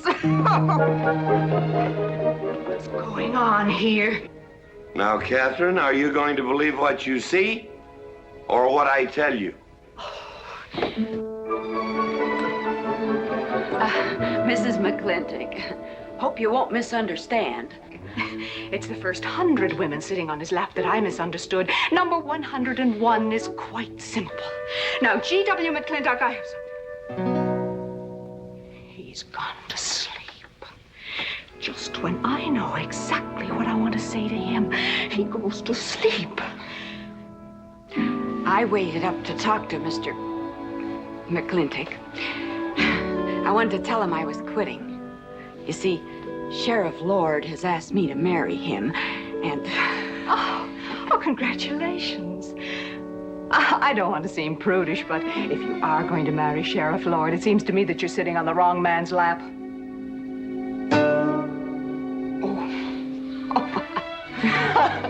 Come on, I'll help you upstairs and we'll have a long talk about men in general. Ladies, one moment.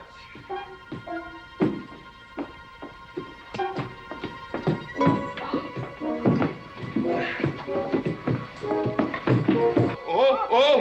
Watch out, you'll get us all killed! Oh!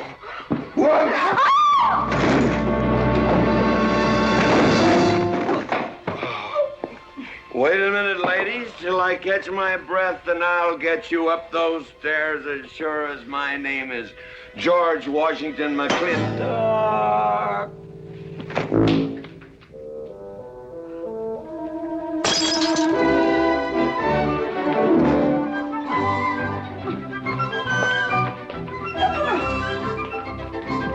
You may be quitting, Mrs. Wallace. Mrs. Ward. But not tomorrow. I want my breakfast in bed. I want to... I know, toast, lightly brown. Somebody sure put a knob on my skull.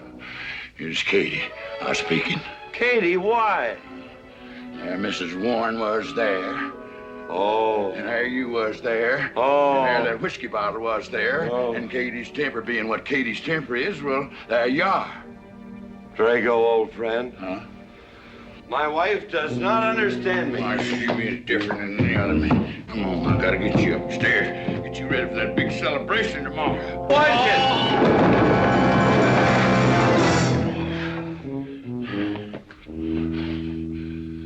Drago, I am sleeping in the den.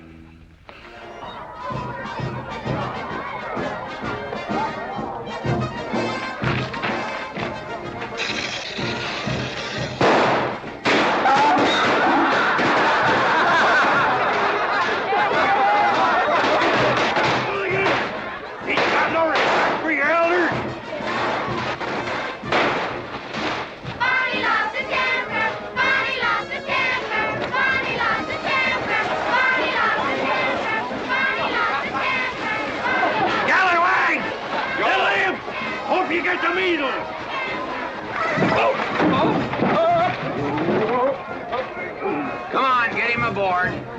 Is everybody ready? Man in number 5 needs a flank cinch. Get him one. Let us know when you're ready.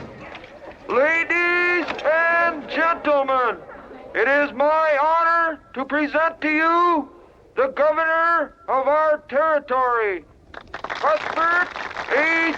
Humphreys. Thank you, Mayor. My friends and citizens of this great territory, this is the 9th consecutive year. It has been my privilege and my pleasure to inaugurate the McLintock 4th of July celebration. Now, the first event will be the wild horse race. But before I fire this shot to start the event, I would like to say a few modest words regarding my stewardship of this great territory.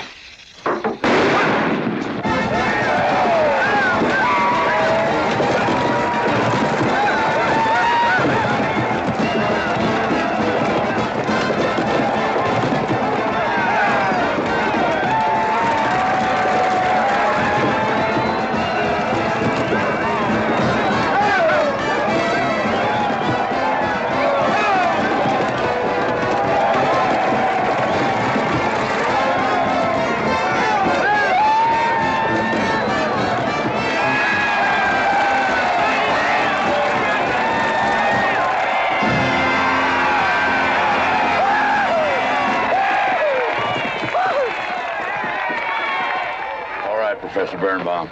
Gentlemen. Sheriff, here's your horse. Come on, get them all lined up. Come here, King. Now, boys, you all know the rules. It's twice around the inside, once around the outside. First cowboy that hits that finish line without busting that egg is the winner. And I caution you boys about some of them eggs, because some of them eggs are last year's holdovers. All right, mount up.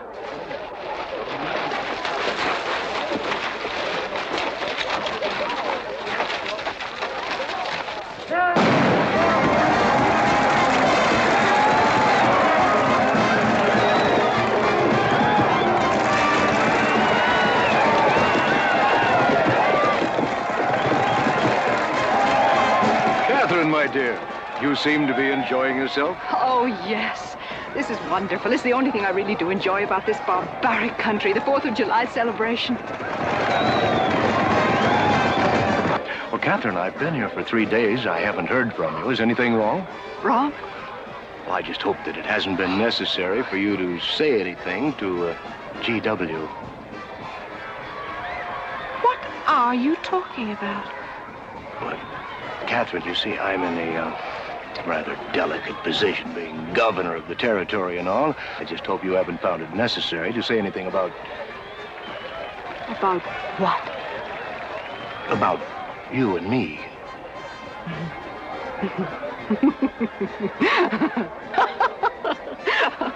Why, you pompous windbag. Do you think that you're the only man who's ever tried to play patty fingers with me, who's ever tried to lure me into the moonlight? Well, no, but I... Well, I'm a big girl and I can take care of myself. My husband knows it.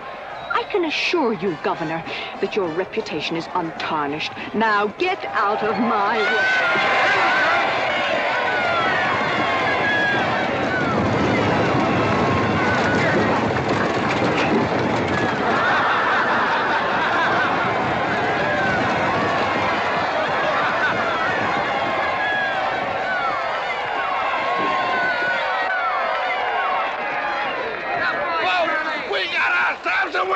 Curly Fletcher!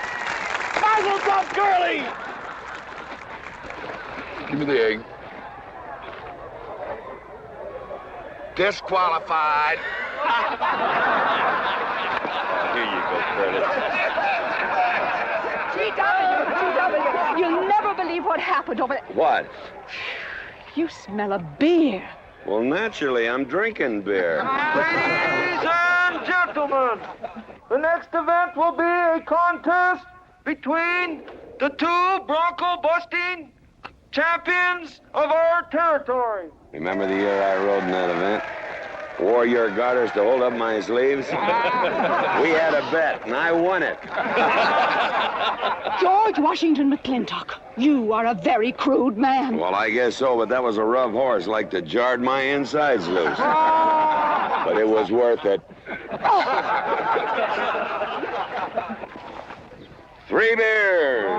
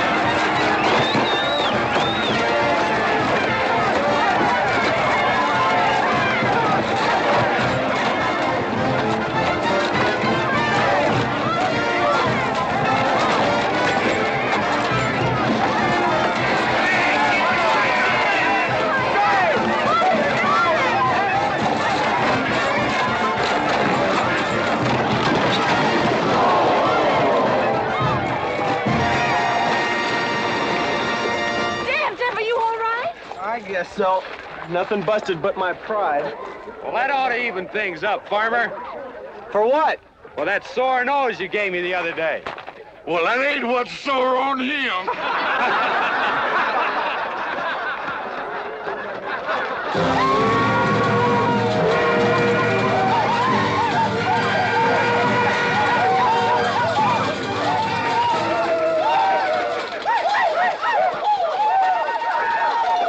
The closing event is the cow pony race. The finish line is at the barbecue. So start meandering. Come on. Now, what is that, false courage? Why, you know a Douglas doesn't ever use a thing like that. I want you to get on that horse, get out in front, and stay out in front. I'll be out front, Dad. All the way. Good boy. Now remember, stay out in front. That Agamemnon's a good horse.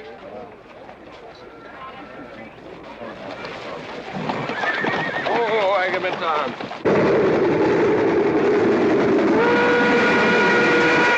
11:40 and she's on time. Oh, boy.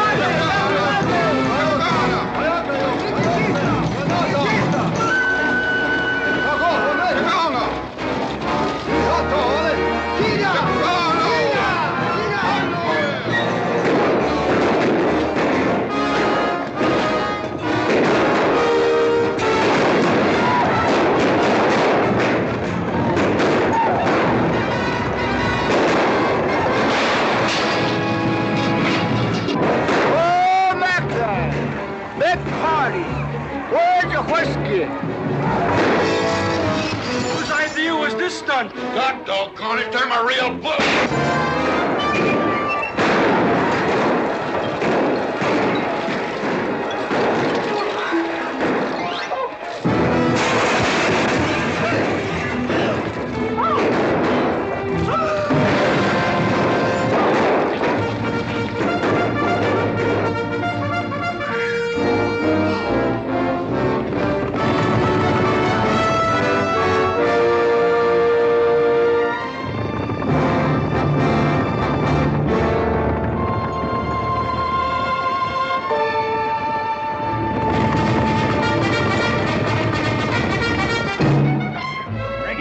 Excitement you'd want for one 4th of July, eh? Puma finally got his way, but I reckon he's riding out his last war party. He won't get very far. But one thing still has me puzzled. Where did they get the guns? I was wondering the same thing. My kidney's been bothering me. Bunny? GW!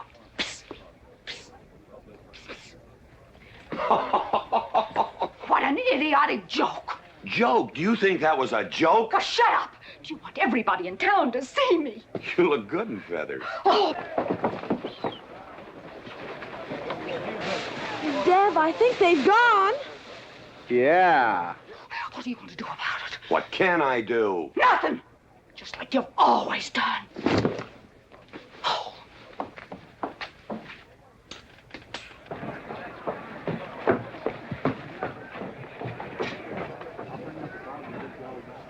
How long, GW? How long what? Pat. She's been riding herd on you for 2 years now. I'm a peaceable man. But my father used to say, you raise your voice, it doesn't do any good. It's time to raise your hand. Well, I've been planning to do something about it. I'll have another talk with her. Talk to her? Talk to her. Talking won't do any good.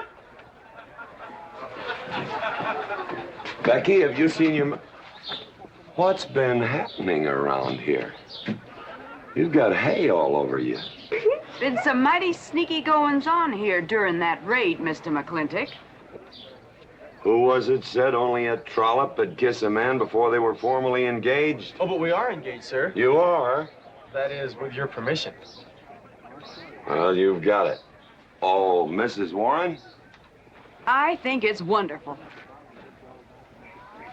I guess this is the only engagement that ever started off of a spanking. Mm-hmm.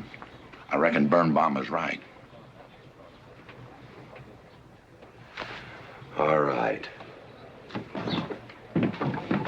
Lord bless us, this is gonna be a great day. Doggone it, folks. Let's don't let a little old Indian raid break up a good barbecue and a rodeo. Yeah, meat sound. Let's go.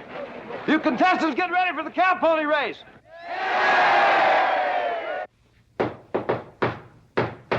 Who is it? It's me. Let me in. Not now. Right now. Are you insane? I want to talk to you. It'll have to wait.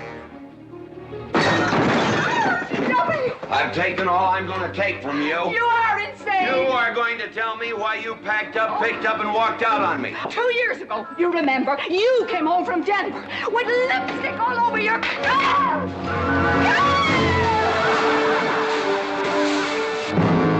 Lipstick on my collar. I've got the shirt to prove it. Who cares? Why, you big...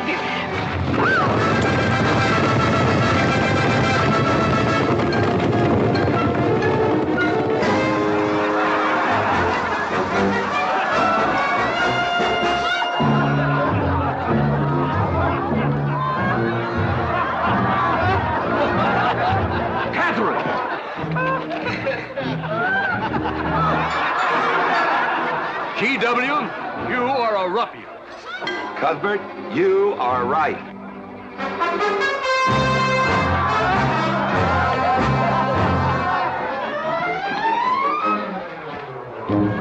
Well, what kind of a family is that? The best. And dangerous, Ron. Who won the race? Who cares, Agard? History's being made.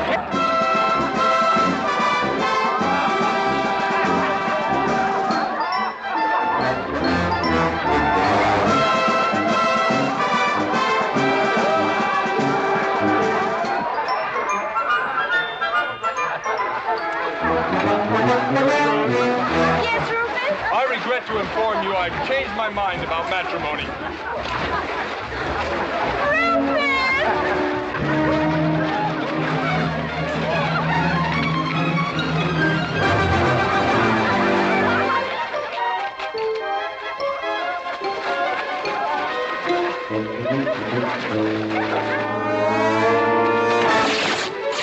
Hey, Mrs. McLintock!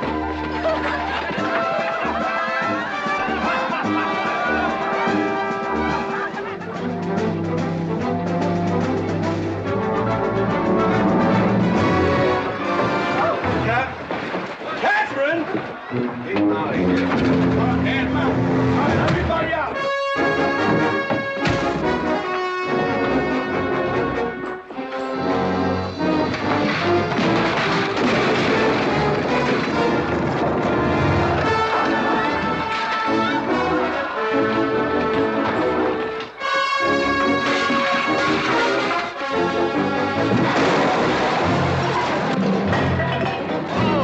Looks like GW is buying out the whole store. I'm afraid you're right.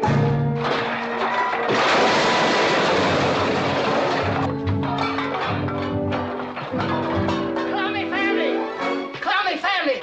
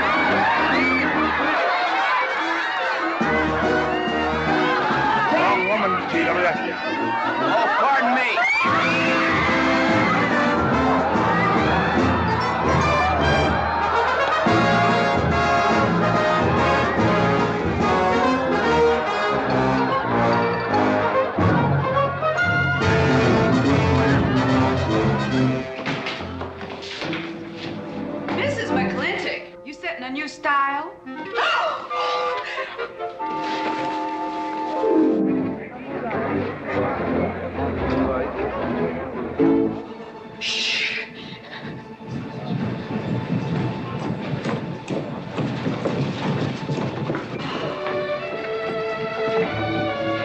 Mr. McLintock, in here!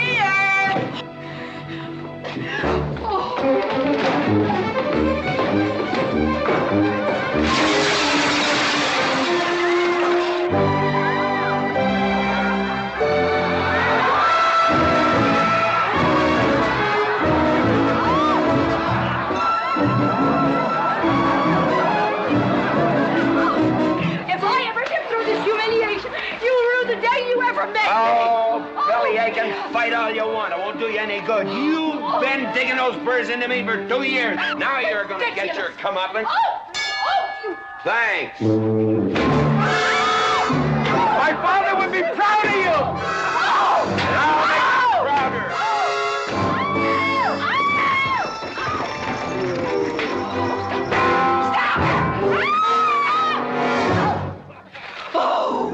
Keep it. You may need it. Now get your divorce. Home. Don't spare the horse. Home, you heard me. Don't think you're going to get rid of me that easy. Yeah.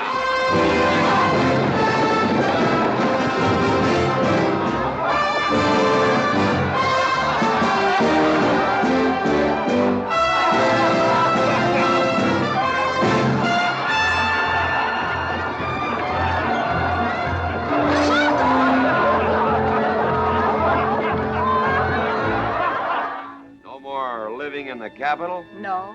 No more Newport in season? Nope. No more dancing at the governor's ball? No, GW. Happy days! 310 times without a miss. That's a record.